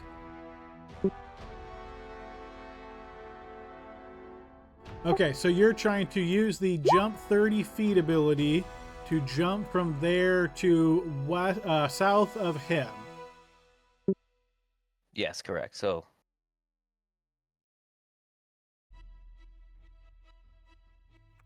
Sure. Yeah, I'll let you do that. now while I'm in the air, I want to look down the hallway. This is just kind of FYI. I wonder if I could do that. Okay, but anyway, I say some magical words. I do a standing jump. Boop. And there was my bonus action for that. And so that's 15 feet of movement. I have. How Sorry, Brian. I have to say it's so funny. You mentioned to me, a couple of weeks ago that you were going to take jump, and I'm just sitting there going, it's now actually viable. Yeah, you're actually thinking, when are you Good going to use job. it, dumbass? But So- this No, I Wait for the opportune moment. No, I already knew it was, but I just wanted to compliment you on it because I don't think a lot of people would have. I mean, it has changed. It's really a good spell now. So just So that was kudos a to you. bonus action. As far as resources go, is that from a feat or what is that? Yeah, it's as a guide. Some people from the Feywild initiated my druid magic, so that's an initiate. So how do you So guys if that's talking about your only, resource? if that's your only usage, right? So just click on your token, and then in the top left, you'll notice a resource reporting button. Just click that, and so if you have none of those uses left, you would just hit 0 and hit enter. On your character sheet, there's features and traits. It will be under your feats, and it has a checkbox in there too, so you can know that you've used that one. Yeah, I see that. Okay, cool. That was my bonus action. For action, he's standing there unconscious, right, Adam? He's not incapacitated? unconscious. He's incapacitated. All right, now I use my action to make him prone. Make him prone. Like, Meaning let's you're set him trying to down. shove him to prone? Yeah, so unarmed strike, but to make him prone.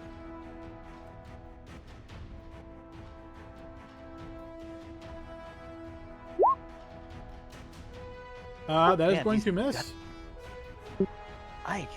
What is up with? I'm resetting roll 20. This is wrong. Okay, Yeah. action, bonus action. Yeah, I'll stay there. It's my turn to get hit. I don't know if I should be hit by this guy. Maybe I will move because you're raging. He's incapacitated still. So yeah. So that was 15. I'm gonna move there. Yeah, and then I'll end my turn. Okay, Barnaby. All right, I'm going to go ahead and try to pull this off again. Hey, I'm strength gonna check. try to- There we go. That will do it. You break it free. Yes, score. All right, so am I able to? What do I need to do to try not to land on traps? Is it like double half speed or something like that, or if I'm So trying what to I'll walk say cautiously? is, you've noticed that the goblins, when they were moving about here, were moving slowly, extra carefully, and they didn't seem to stumble into any of the traps. Obviously, they're probably familiar with this area as well. So if you move slower, it might be an advantage to you to not get hit by a trap. Yeah, that's what I was wondering. Is just because I saw them doing that, so I'm going to kind of mimic them and try to go real slow. So Okay. I'm trying to be cautious. So.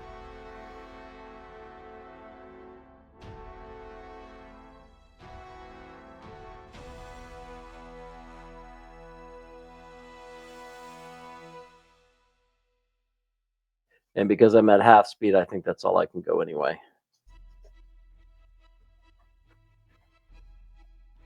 Is that correct, Adam? So when you say half speed, are you saying you're trying to move at a quarter speed because you're moving through difficult terrain? Correct. So you'd only be able to move one square then. One square would be 20 feet. Yeah, you wouldn't have enough to move another square if you're trying to move at half speed. Okay. All right. That's what I'll do then. Thanks. Okay. All right. This guy's turn. He's going to move to here. As he does so, looking down, he notices his buddy here kind of all wishy-wobbly. He's going to come down, and he's going to use that action to shake him free from the sleep. And then he's going to disengage the bonus action and move to there. See, this one's going to also move to here. Shy, your turn. Perfect. Okay. So I can see him on the map here, but can I see the first goblin in the hallway? Not the big boss, but the one behind him. Yes, you can see him. Now, again, if you're asking if you can attack him, if it's like a line or a shot, something that's not magical that can like go around walls and that kind of deal, just draw a line to him. And if your line goes through a wall, then you can't shoot him. Nope. All I need is sight. So I will Then you're good. cast Sacred Flame on. Okay, I And believe he that will one have is to a make a saving throw. dex. Yep, dex 14. All right, here comes a dex save.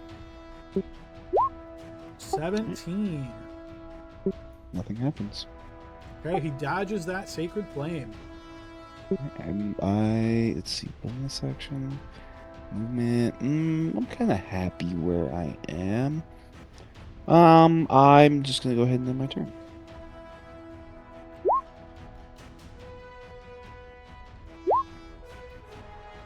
All right, Brick is going to kind of peek through the doorway and then pretty quickly backs up further. Braddock. Frank's still got this trap stuck on his toe, on his boot. And so he's just simply pulling up the crossbow, but he notices that the goblin was put to sleep. He's a little distracted by the fact that Glory is distracting him, and he's going to take a shot at him. Okay, at the big goblin, sure.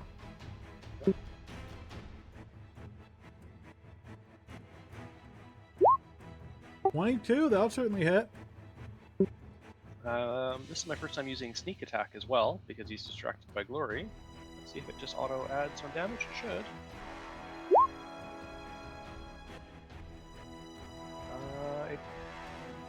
It looks like it did. 1d, yep. You did Yep. 4 on the first and then 2 on sneak, so 6 damage. Excellent. Okay, this bolt from the hand crossbow hits the big goblin, but he looks pretty beefier than the other goblins. Okay. I may have made him mad. All right, this giant rat still cannot move. Vigo. Okay. Vigo sure would like to speak with animals, but he's not going to waste a spell slot on that. So I will hope he sees that the guy is coming out of the stupor, so he's going to Starry Wisp at them. Okay, Starry Wisp at the big guy. 19. That would certainly hit, wouldn't it? I'm going to say it does. You don't have cover from that line of sight, so yes, that is going to hit. All right, 2 points of damage. They go, you leave these rats alone! Okay, Glory. Attacking the big guy. And 8 is going to miss. I'll stay right here. All right, you stay there. In response, you notice that he takes that hand axe, and in a hefty move, he's going to attack you twice with it. Here comes 2 hand axe attacks. 18, I believe, is going to hit. That hits. That'll be 4 cut down to 2 damage.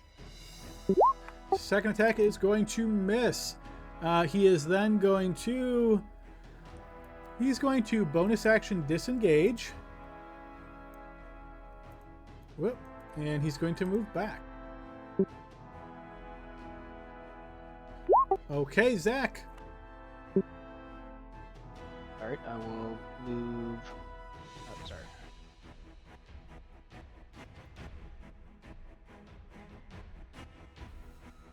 I think that's as far as I can get, right? Because it's difficult terrain here. Yes. Let me do a real quick check for you. Yeah, you don't notice any traps in this area. Go ahead and throw me an acrobatics check here, Zach, as you're moving through all this clutter and dancing on this trash heap. Yes, much like your companions, unfortunately, that trap is indeed going to find you. You're going to step into it and take 1 point of piercing damage, and your speed is halved. Okay, I will try to attack the one that I can see.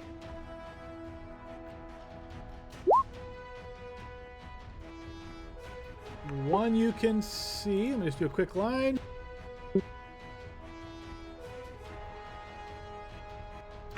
That is going to miss him, as you got a little bit of cover from Barnaby there. Alright, that will be my turn. All right, still some rustling from that direction. Gosh. Alright, using 10 feet of movement, I'm gonna jump here. And I'm gonna use my action to breathe in deeply with my dragonborn abilities and do this with fire. Nice. All right, I'm assuming you would like a line there. Yes, please. All right, 30-foot line. All right, that is going to hit all 3 of those there. Yeah, a good usage. We don't see lines come up all that often. This is a great time for a line ability. All right, dexterity saving throws. I'm going to go from top to bottom. No, it's not actually. If you read it, it says, yeah, Dex, but it's my Constitution, so that's what sucks. Okay. Yeah, So yep, it's going to be dex for 8, them. 9, 10, so 12. 12. Okay, so the first guy will succeed. Lord Grat, the big goblin. The two little guys will fail. Roll me a d10. And what type of damage is this? Fire. Fire. All right, line of fire emits out from Gash, burning the first guy down. Second guy is wounded. And the guy in the back is slightly wounded. All right, so I move 10 feet. Is it difficult terrain inside of that hallway? It is the first. No, as soon as you get into the hallway, it's not difficult terrain. Okay. Let's see. So 10, I moved 10, 15, 20, 25, 30. Well, this guy's got to run at me. He could probably take me. I don't think I can get out of there quick enough. Okay. No bonus action then. Dang it. All right. Tick tock, tick tock, tick tock. I know. I'm gonna move 5 to there and say, one bad guy, one goblin left. Okay, Barnaby. All right, now that I'm free from my bonds, I am still going to go ahead and tippy toe though. Okay. Try to go over here. So since difficult terrain, that'll be there. And for my action, I'm going to take the dodge action. Okay. All right, this guy is toast. We'll get him out of there. This one is not, so he's going to move 5, 10, 15. He's going to attack.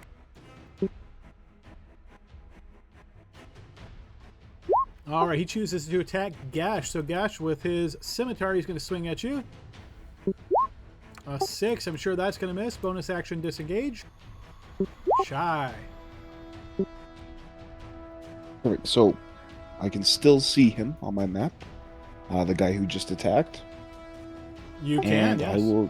I will cast Sacred Flame. All right, Sacred Flame on him. Here comes Dex save. 13. Fails.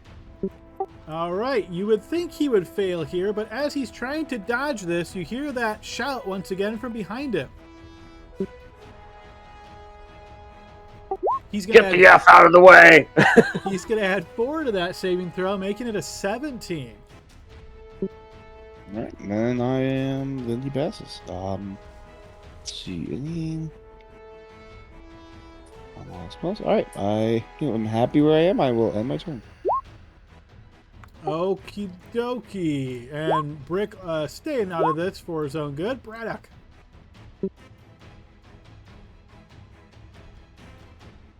The big one is the leader.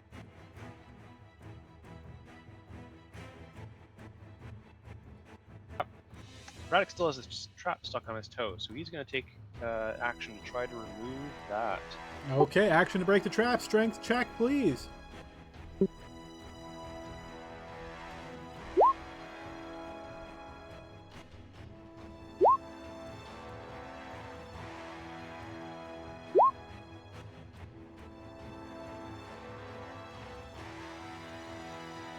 Braddock, strength check. Or can you find that on your sheet?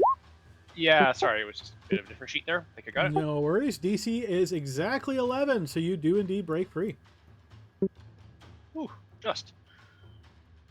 And he will attempt to move ahead, but try to do so very carefully as well. So try to go at the quarter speed, I guess. Yeah, so if you move very carefully, that would be 20 feet per space that you're moving.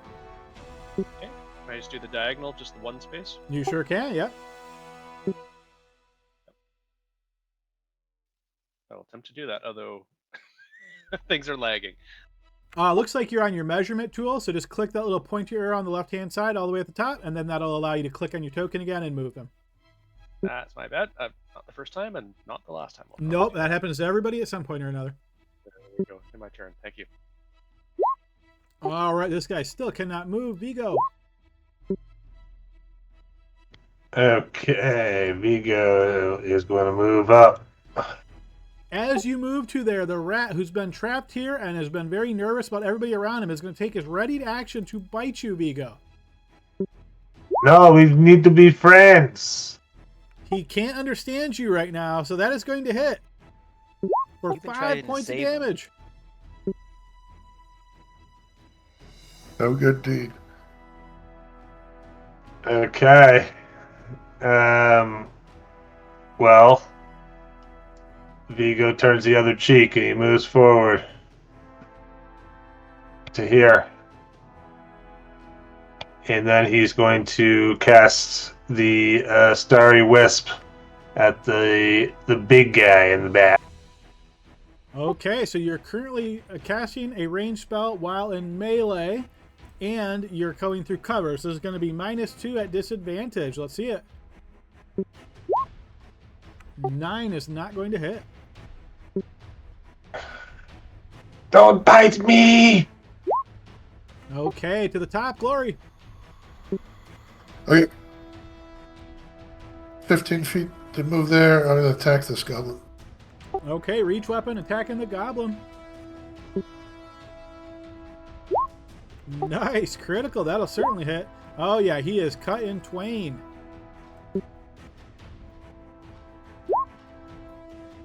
Yes! 25 movement gets me there in my turn. Okay, big guy is going to step up, take a couple of attacks with his hand axe once again. 7 will miss. 11 will miss. Disengage, move back. Zach. Seeing as I can't see anybody or really move, I guess I'll try to remove this trap terribly. Okay, strength check. That is good enough. You break free of that trap. Already? So nat 20. And then, so this is difficult terrain, right? I guess I'm just gonna ready my action. Or no, I already used my action. So that'll be it. That'll be my turn. Okay, Gesh.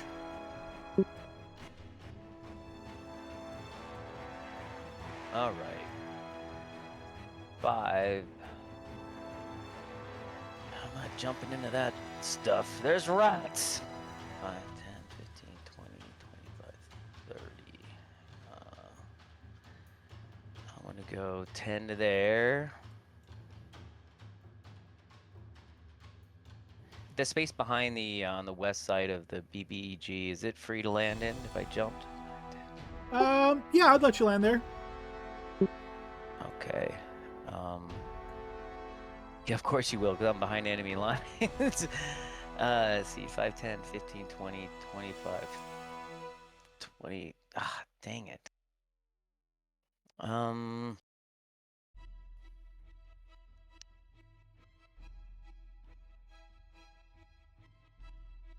So unarmed strike's just a pure bonus action. I don't need to strike as a monk. I don't have to attack first to get the unarmed Correct. strike as a bonus action. Okay. Well, I'm gonna go there. I'm walking there. All right, as you step to That's- there, both of the rats are going to take their readied actions and both try to bite you. Good luck, little ratties. 21 for 6 points of damage. 12. Looks like that is going to miss, but you'll notice the big goblin then gives a shout to the rat, which allows him to add 2 to that attack, making it a 14. Does a 14 Yes. hit Gesh? It does. All right, here comes No. other. It does not. No. Oh yeah, 15. Your AC is 15. Okay, that'll still miss then. Yeah. All right, from here, we are going to attempt to, with my bonus action, unarmed strike, to shove him prone. And that's the big goblin. Yes. Okay.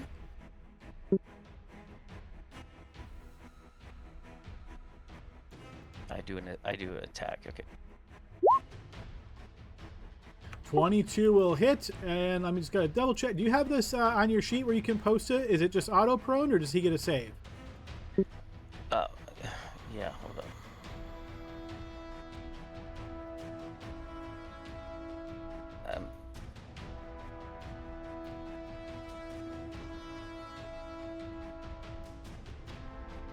So unarmed strike, shove. The target succeed on a strength saving throw, or it chooses or push it 5 feet away or knock it prone. So I don't even know if I attack. Yeah, I don't think it's an attack. It's on. I don't know. I have the PHB. It's page 377 for unarmed strike.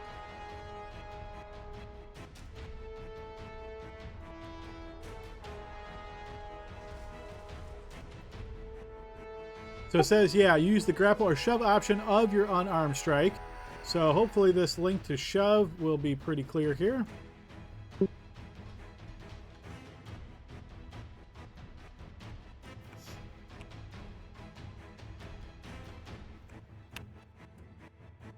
And Okay, I get to use my deck. Right, but if you said it was a saving throw, strength saving throw? Strength or dex, his choice. All right, I'm going to do that because I don't see that even pulling up in the list, so probably just a roll 20 thing, but I'm just going to give him a strength save.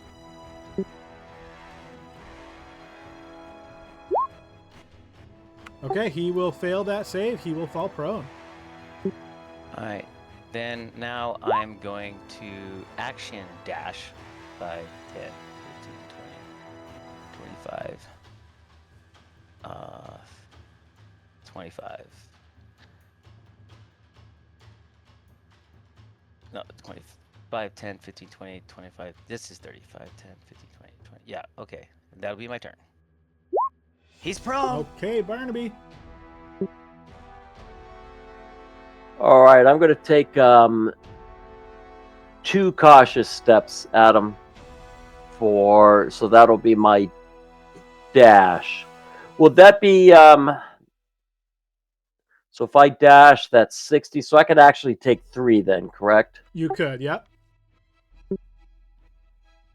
1, 2, that'll be that. So that's my action and my movement.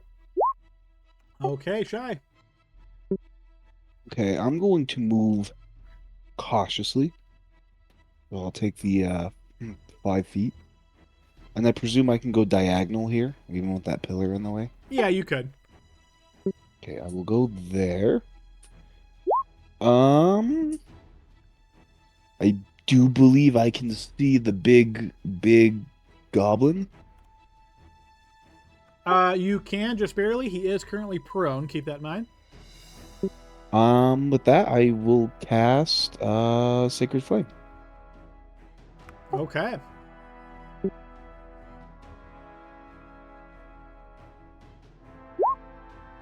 Three. He's going to fail that. Nice. Oh my! All right. Well, He gets everyone falling radiant counts. injury. That is right. Low level gameplay, guys. One sometimes happen. All right, and I will end my. Let's see. Yeah, nothing else I can do really, so I'll end my turn.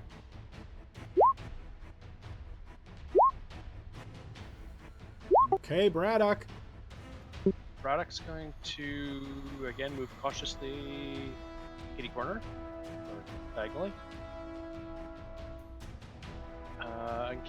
Can he fire through this array of allies and to a prone target? He can. It'll be disadvantage, and he'll have a big bonus to his AC from the cover.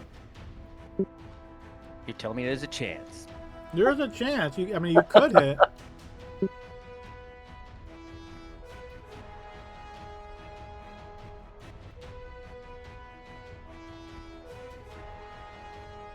Is that what you like to do, Braddock? Is take that shot?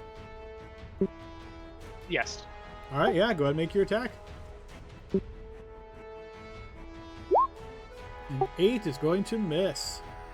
No worries. And I'm going to change what my push to talk button is because it every time I go over to my character sheet while pushing spacebar, it scrolls up. So that's what I'm fighting. Oh, yeah, that's annoying. All right, anything else on your turn here, Braddock? All right, we'll move to this rat's turn. still within reach of Vigo, and it is not liking that it is trapped. It's literally a trapped animal here, so it's just attacking out of instinct. So yeah, it is going to attack you, Vigo. An 8, I'm sure, is going to miss. And Vigo, your turn. Yep. Okay.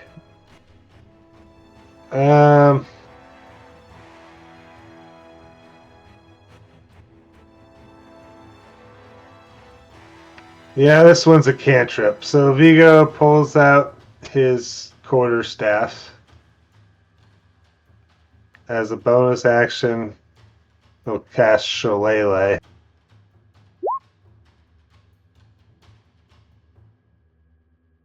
I don't know why. Oh, it rolls the attack when you do that, I guess.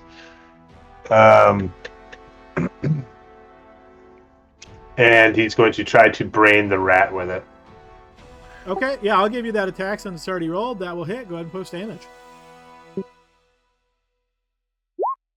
That does indeed knock him. And when you say brain, are you like just trying to knock it out or you're just killing it? Knock it out, if possible. Yeah, you can. It is knocked out. Oh. I will free this one later.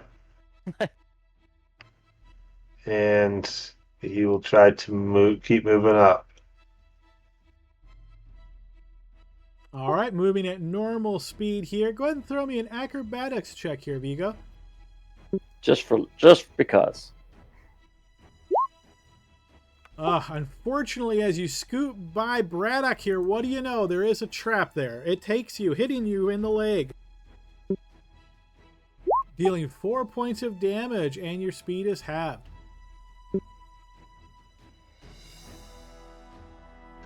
Ah! I feel part of the team now, because we've all been stabbed by these things. All right, top of the next round, Glory. Move 5 feet up.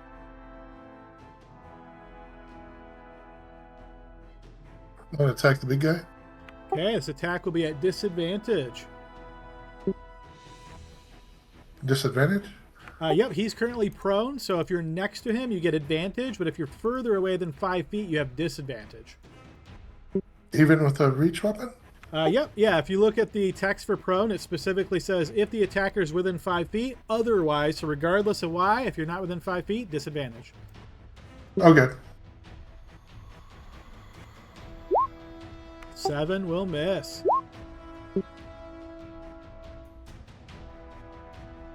All right, as you step to there, both of the rats are going to take their readied actions here and both attempt to bite you. What would they both have readied actions? Yep, yeah, so their turns both came back around and they did nothing, so they got the reaction back and re-ready. Okay. 14 to hit? Because the one rat used it when Gesh moved up. Yes, they both used it, and then their turns came back around, so they're at No, but not the other rat. The other rat went before Gesh.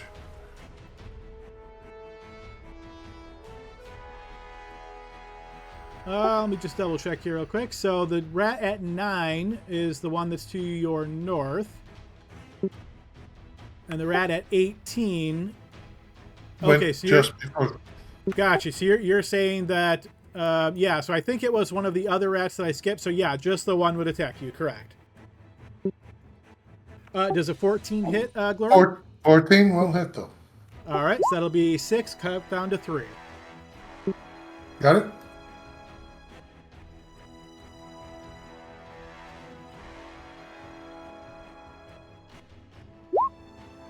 That ends my turn. Okay, on Lord Grot's turn, he is going to stand up. And then he's going to take those 2 attacks against you, Glory. Here comes a couple of hand axe attacks. 20 will hit. That'll be 5 cut down to 2. 10 is going to miss. Zach. Okay, I can see him from here, so I will cast Mind Sliver at him, which is a 15 intelligence. Intelligence saving throw. He's going to fail that. Yes, he will take that damage, holding onto his head momentarily as his head is starting to hurt. And if that ends up mattering, it's a 1d4 on its next saving throw of any type. And All that right, would I'm be going my to put turn. a down arrow with a 4 on that to help us remember that one. All right, this one, now it's his turn, so he'll go take his regular attack against you there, Glory. 21's going to hit. 4 cut down to 2. Gesh. Okay, 5, 10, 15, 20, 25. Not going to work. I don't know why I'm hurting. So let's go 10 to here.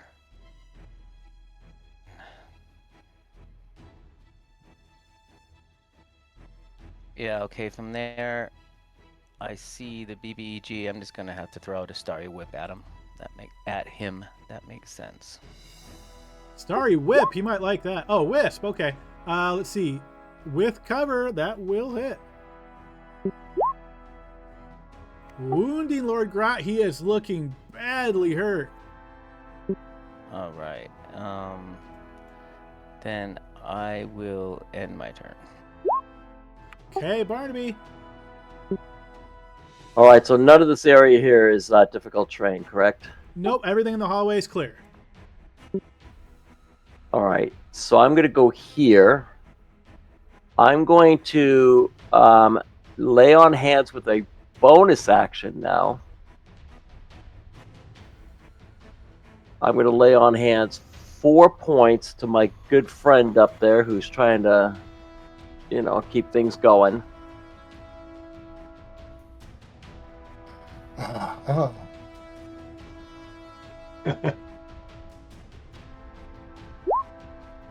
All right, Feel inspired. try to use the resource thing. So I'm just going to put I have 1 left, Adam, since I used 4 out of my 5. Yep, that's exactly what I would expect there from you.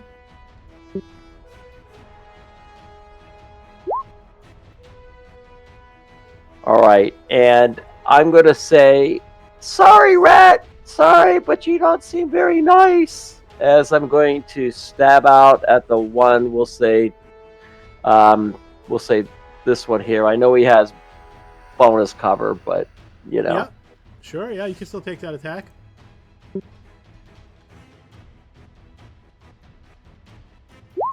$16 will hit, even with the cover. Oh, a near fatal blow. He is barely still on his 4 feet.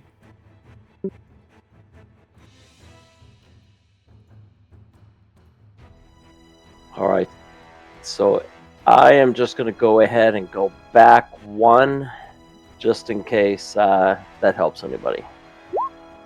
Hey, Just to Shy. be, it was 4 points of healing. Yeah, it was just 4 points. Got it. Okay, Sacred Flame, same guy. Big goblin. All right, deck save from the big guy. 6, that is not going to do it. Ah, with a grumble and a groan, the fat goblin collapses. Yeah.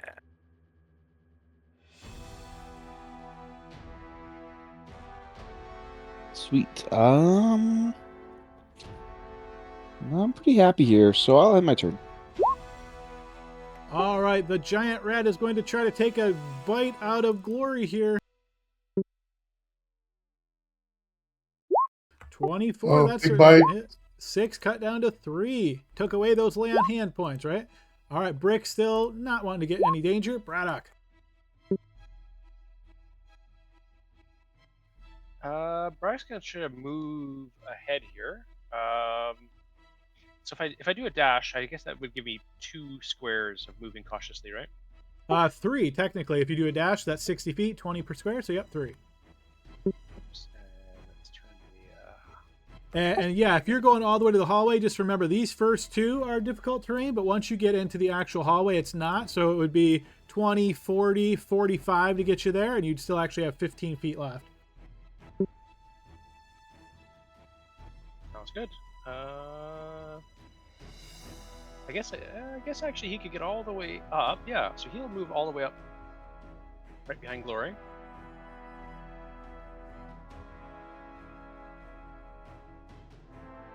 And is actually going to use the rapier on the badly wounded rat. So your dash, was that somehow Oh, that a was bonus my action? action. Yeah, I was gonna It say I was didn't not. think It was rogues not. had that at 1. No. I was thinking a level ahead there. as a Yep, bonus no action. worries. My bad. That's okay. He's there now. All right, he's getting ready to act next turn. Anything else? Nope, that is it. All right, go ahead and hit your end turn button.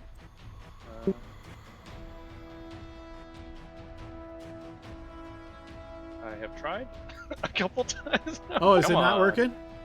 Yeah. All right, no worries. I'll just manually skip you. It's possible the sandbox crashed. I'll just restart that in the meantime. That rat can't do anything. We move to Vigo. Vigo calls out, "You don't need to kill them. I can maybe talk to them." And he's going to use his action to break out of the trap. Okay, strength check.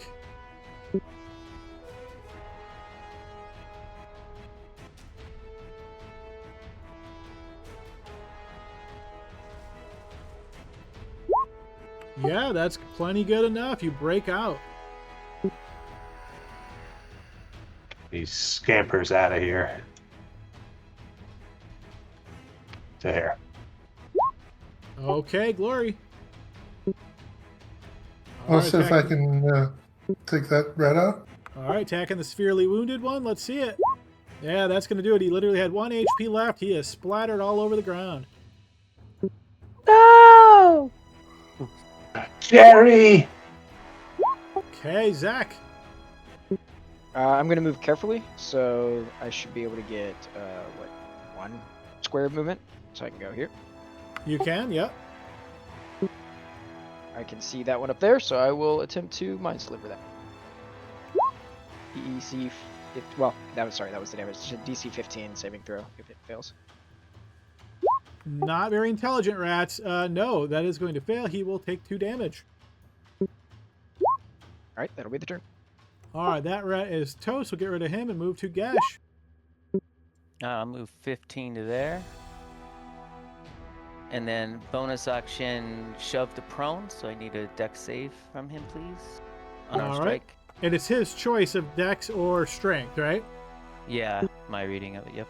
All right, he's going to take a dex save, 16. Okay, that's fine. Then I will take my attack with my, what is it, a quarterstaff two-handed as a monk weapon on him. 15 is good enough. That'll hit. And 5 is going to do it as he is also dropped to the ground. All right, folks, you have successfully survived your first battle. We're out of battle. Good job, everybody. Nice job, guys. Nice job. It's going on Reddit. Level All 1. right, and you appreciate never as we're know. all learning here, you know, new rules and all that stuff. A lot of stuff going on, so I really appreciate you guys pointing anything out that I miss. But yeah, great battle. I have a quick mechanical question. I didn't see it anywhere on the tracker, but like a lot of our abilities last like a minute, so 10 turns. Is that being tracked anywhere? Or do Not we need to do that technically. manually? In my experience, almost every battle lasts less than 10 rounds. But if we start getting to that point, then we can start tracking it. I mean, I can throw them on the tracker if need be, but it almost never comes up, to be honest. Yeah, I figured it wouldn't. I just wasn't like, you know, sometimes it does go long enough that I wasn't sure if we needed to be tracking. Yeah, it's a good point. I try to gauge it, and if I'm like, ooh, this one could go a while, then I usually throw a tracker on there. All right, sounds Like, good. when I was doing some of the cleric spells, and it lasts for 10, I forget the name of it already. But anyway, I would mark down what round I cast it on a piece of paper. Yep, that's helpful as well. All right. That might go down to record as the least movement traveled in a battle ever. Yeah. It That happens. was a tough one with all of that, right? So obviously now that you guys are not in battle, I'm assuming you're moving very carefully as you're moving through. So feel free to move without any additional saving throws or anything like that. I'll assume you're taking really good care. Brick is going to kind of peek over, look, and see that you guys are kind of in the middle of after battle stuff. You know, maybe checking things, that kind of deal. So he's just going to hang out back where you guys found him until you tell him you're ready. Vigo's going to try to break this rat out of the trap, the unconscious one. Give me a strength check, Vigo. You start pulling it apart, and you're like, yeah, I can totally... Whoa, it slipped in your fingers, cut the rat in half. Oh, No, he was going to be my friend. Better luck next time. I want to try to loot through these goblins' bodies, see if they have anything of use on them, any coin or anything. All right, you take a couple moments here, patting pockets, that kind of thing, looking for any kind of coin. There doesn't seem to be any coin on any of these goblins, not even the big guy. Anything of note? Messages, useful Nothing, tools. nothing like equipment or I'm sorry, nothing like item wise. They certainly have equipment on them. So if you're interested in more like mundane equipment, there's scimitars and short bows on the regular gobos. There's a hand axe and a short bow on the bigger goblin. But no notes, no kind of information or anything else that looks to be of interest. Do any of them have like a dagger or something like that, or just the hand crossbow? They don't seem to have any, but I guess I would say that you're standing in a big room that looks kind of like their lair, and you see a bunch of barrels and stuff around, but no, you don't see a dagger on any of them. Okay. Does this mean you are done for the day, Brick? With all these rats around? Oh, well, Uncle Skirtle said I need to get 2 or 4, depending on how big they are. I'll have to see how big they are. If they're not that big, we're going to need a couple more. Oh, they're big. Trust me. Better not see I don't goblin on the know. menu. Those species are kind of small. I don't know. There's only 2 of them here. There's There. a couple more up here. Oh, okay. Then yeah, I think we're good. We're good. You better not see goblin on the menu. That's disgusting. Who would want to eat a goblin? Oh. Yes, they are filthy creatures. What's this room, Adam? Can you describe it? Is this where they're sleeping and stuff? This looks to be a lair, and being that it just came from this big goblin just came through here, you're pretty sure this was the goblin lord's lair. Well, should we look around? Is somebody smart enough to do stuff like that? I can help with that. Would anyone like to help me look in any sort of way? Well, there's light coming. That would help. Braddock is definitely going to start to poke around and loot if anything is valuable. I I mean, as in, does anyone have a spell to cast to help me look around? Oh, you're looking for Oh. someone to guide you with that. I'm a Yeah, different kind yes, of, I'm looking for a guidance, if you will. I'm a different kind of guide. I can give you the guidance of the earth and nature itself. Here you go. Thank you. And then I would like to investigate this room, if I may. Okay, no check needed on this one. As you start looking around this area, there doesn't seem to be much down here on this layer of the floor. A little bit of debris, dust, that kind of stuff. You can see this kind of like gathered straw and bits of cloth, that kind of thing, make these sort of makeshift cots.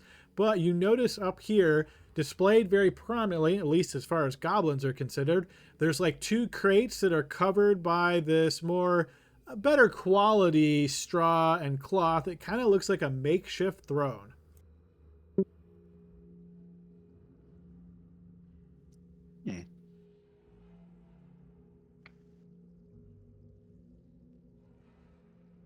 Is there anything under the throne? If I like lift up through the hay or anything like that, is it just empty boxes? No, as you approach the throne, you start looking around. Yeah, you can see both of these barrels nearby. 2 of them are casks, so you kind of searching this immediate vicinity. So there's 3 35-gallon barrels, 2 18-gallon casks. They seem to be mostly empty. However, one of the casks is filled with a liquid that sloshes around when you kind of touch it and just give it a little bit of a jostle there. Another one of them that you kind of poke around in, it's a bit heavier. Pry that lid off, and you can see that there's about a dozen chunks of dried meat inside of it. And then you search this area as well. You can find a mildewed backpack that's stuffed with this weird assortment of valuables. There's a cracked crystal ball, 3 signet rings, and a purse containing 32 bloodstained gold pieces.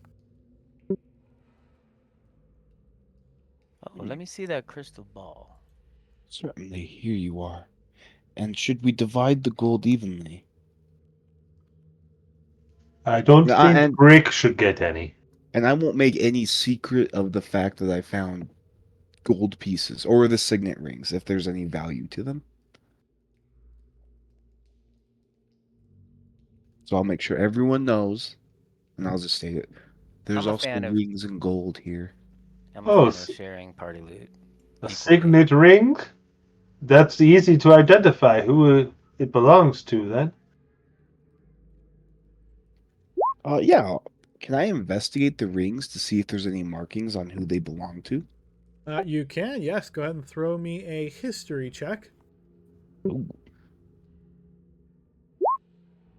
So you look for any kind of symbols, anything like that that would tell you, like, is this associated with a noble family of some kind?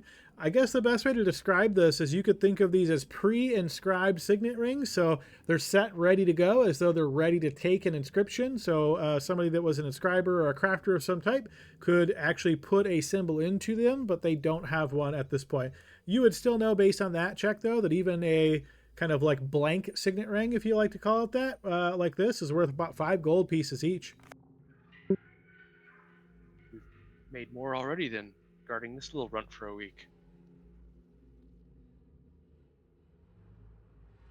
But we had to kill those poor beasts. And I'm sorry, how much gold did you say we found? 32? Posted it right in chat for you there, but yes, 32. Perfect. Thank you. I did not. I missed that. Okay. No worries. Yeah, I always try to throw things in text because, yeah, it's so easy to miss here.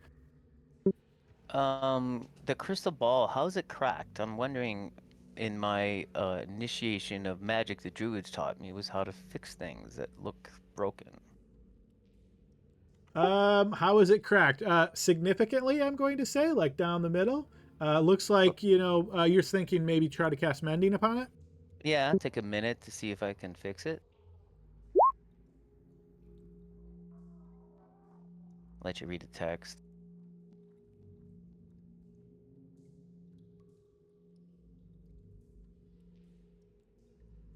Yeah, I would say that would work.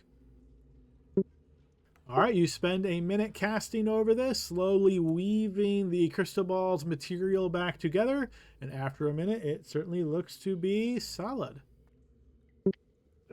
And Are I go. Well done. And I say to, as I'm getting used to you guys' names, Shy, well, and I flip it in my hand. This should fetch a pretty penny. Ah, yes. Very nice use there.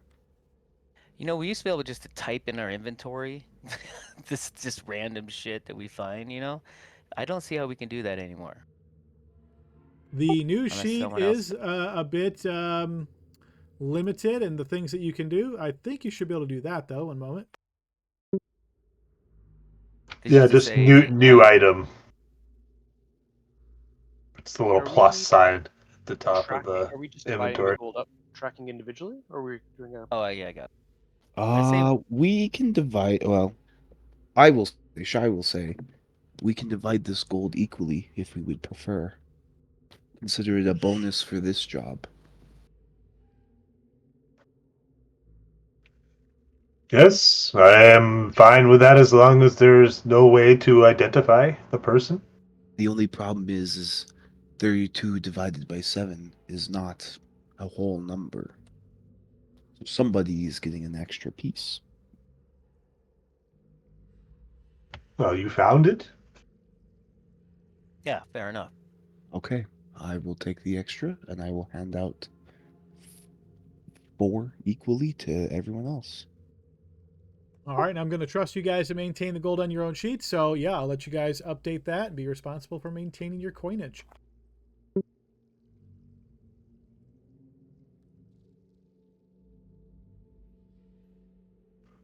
Oh, excellent. Well, are we continuing on in here while this brick harvesting? Well, I'm not well, and I'm sure our friend Glory isn't well either. This has been a full day's work. I haven't worked this hard in a while. I could use a rest. Likewise. Seems appropriate. Braddock will just go to the door that's in the room here and just listen to the side of the door, see if he hears anything on the other side. Sure. Throw me a perception check there, Braddock.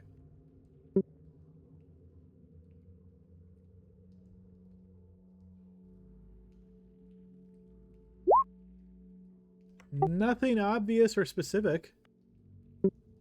Sounds good. I mean, Vigo, seeing as one barrel had stuff in it, Vigo will go around opening all the barrels, make sure that there's anything in there. Sure, you spend a bit more time, but no, it seems like all of the valuables were kept as close to the Goblin Lord as he could possibly do.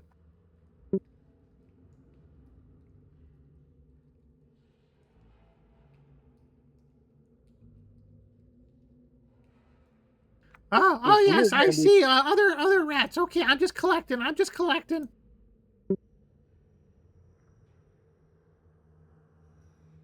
Yes, do you know these goblins? No. Sometimes weird things down here in the Cartways. Goblins sometimes, but usually I see goblins. I go the other way. It seems like they were trying to take the rats alive. Yeah. Rats are tasty.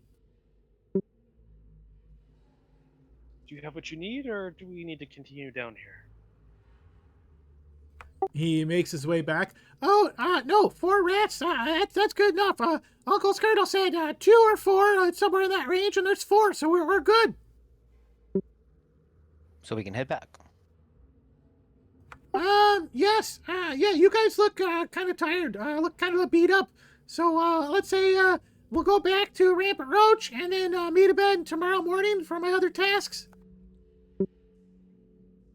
I mean, that seems fair. Are they also down here? You see him kind of like moving these rats, and he's kind of listening to you, and you hear him scurry away, and then he'll quickly scurry back. Well, one of them is, but then some of them are not. I got a bunch of different tasks, and they change as Uncle Skirtle tells me.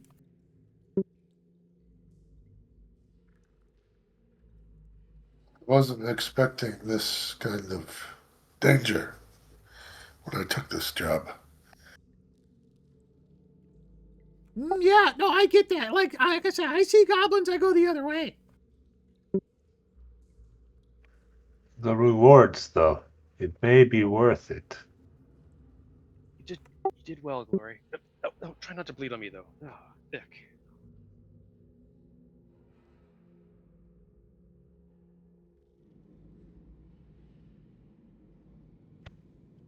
All right. Is there anything else you want to look down here? You want me to lead you back?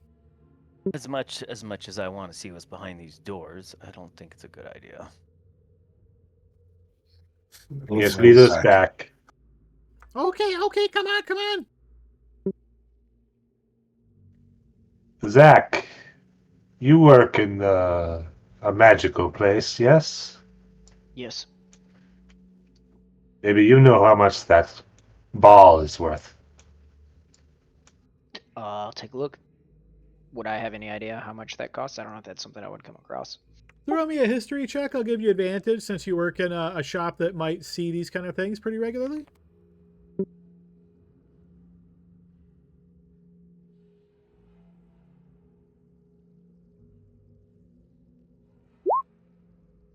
Yeah, I would say a one that is good quality. So now that this one has been mended, you think it's probably worth about 10 gold pieces. I'll let everybody know. Excellent. All right, so as you guys make your way carefully through all the heap of garbage once again, get back to Brick. Brick is going to look around and ask for help carrying the rats back to the Rampant Roach. Gesh is a tall but slender man, not one of you would pick in such inquiries. It's only fair. Yeah, Vigo will pick up half of the rat that he accidentally snapped in half. Oh. All right, well, You assuming got- enough of you guys volunteer to aid in getting these 4 rat bodies back to the Rampant Roach, yeah, he will lead you guys out of the cartways and back towards the restaurant. As you guys make your way back there, finding yourselves back inside the Rampant Roach, you'll notice he goes around like the backside so as not to like freak anybody out with the rats themselves. Asks you to kind of like take those of you that are carrying on the side and takes them through the back way to start processing and so forth. But yeah, you guys find yourself back in the Rampant Roach, having a day of adventuring under your belt here, assisting Brick. He's definitely got a whole lot more tasks he'll need you to do. So essentially, you guys would have the day until the next morning to meet up once again.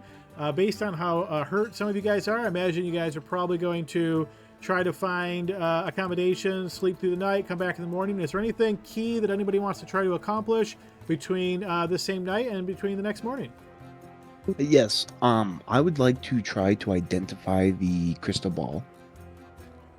Okay. Do it as a ritual so that I don't have to burn any spell slots. So unfortunately, Identify requires 100 gold piece pearl, which I'm sure you don't have. Ah, yes, it does. All right, phenomenal. So, Yes, but I would say based on what history check Zach rolled, I think Zach would probably be able to tell if the crystal ball is more of a common kind of thing. So he doesn't think it would be magical. okay. All right, and yes, any kind of bolts, food, water, assume you guys refill on those, no worries. You don't have to spend coin for that, unless, again, you get into some kind of a spot where those are hard to replenish. But yeah, so guys, that is our first session. Great job, everybody. That battle was pretty tough. It certainly could have gone another way, and with all of the factors going on there, was a lot going on. Hope you guys enjoyed it. We'll pick up again next week, and we will have several more tasks for Brick. Yeah, question from Gush. Hey, can we, if I went to sell the crystal ball, is it half till be 5 gold? If I didn't even want to barter and do anything role play, would it be 5 gold? No, I'd say you guys could get 10 gold for it. Okay. Then can I sell that for 10 and then do PHB shopping? As long as your team's good with you selling it, absolutely. Yeah, I would say we sell the rings too, right? Because that's 25 gold total. If we were to Yep, sell that's all of correct. those. Yes, I do not require this for anything, so. So, and I don't know if we should keep party stuff or just keep everything on character sheet. Right now, I have the crystal ball on my character sheet. That's all I have. I don't have the rings or anything. So my recommendation is you guys keep it individually on your sheets, and the reason why is if we create like something separate and call this the party loot, then there's always the question of, well, who's holding the party loot, right? So it's just easier if it's directly on your sheets. You guys can decide that if you like want one person that's strong to hold a doll and they're okay with that, that person adds it. Otherwise, just individually divide things up. Well, if we do decide to sell all of those, then we would get 25. Assuming we split all of that, again, we end up with 3 per with 1 over. So yeah, we'll sell the rings and the crystal ball. Yeah, I'm not too worried about 1 over. I think that the person whoever's getting the over can do some of the food purchases or tips or things like that later on. It's not a big of a deal. Yep, not game changing at all. It would be 4 over, though. So 4 people would get 2, right? Well, say, keep in mind, it wouldn't be difficult for you guys to break gold down to silver, right? So Silver, usually, Oh, yeah. yeah, I would say I don't Yes. think we need to do that. I don't know. it's Get an usually axe! however you want. Get an axe, cut it up. Are we? We're taking a long rest, right? We are taking a long rest. Yeah, so you will have the opportunity to get a long rest before the next day's task. So yes, you can assume you're getting a long rest. Can What I time roll is that it? now? So it is still early. You guys got to the place at like 7, maybe did 30 minutes of adventuring, so it's probably still 7:30 in the morning. But the next task from Brick won't be until the following day. So if there's specific things you guys would like to do, let me know between now and next session. Otherwise, I'm going to assume that you guys are good with kind of passing the time and then meeting back up with Brick the next day. As far as like shopping and stuff, if we want to buy anything, like that shouldn't be an issue. What about I don't have enough money for this right now, but this is more for like in the future. If we have downtime like this, could we start like scribing scrolls and things like that? If it's from a class feature or something that's baked into the game, yes. More generic downtime stuff, I don't want to get too much into it because a lot of it's based on like work weeks and that thing, and I don't think you guys are going to have that much time to do like official downtime things. But yeah, like if it's a scribe scroll and it says, it takes you an hour or whatever, sure, you could certainly do that. Okay, sounds good. Great for session, Adam. Thank you. Yeah, great job, guys. Like I said, that was a tough battle, but yeah, we'll see what the future holds for you guys. So great session. Everybody have a good night. We'll see you all next week. Adam, Good thanks job, for the guys. session. Thank you. Great to game with everybody. Yeah, good game, everybody. Yep. Okay. Take care. Okay.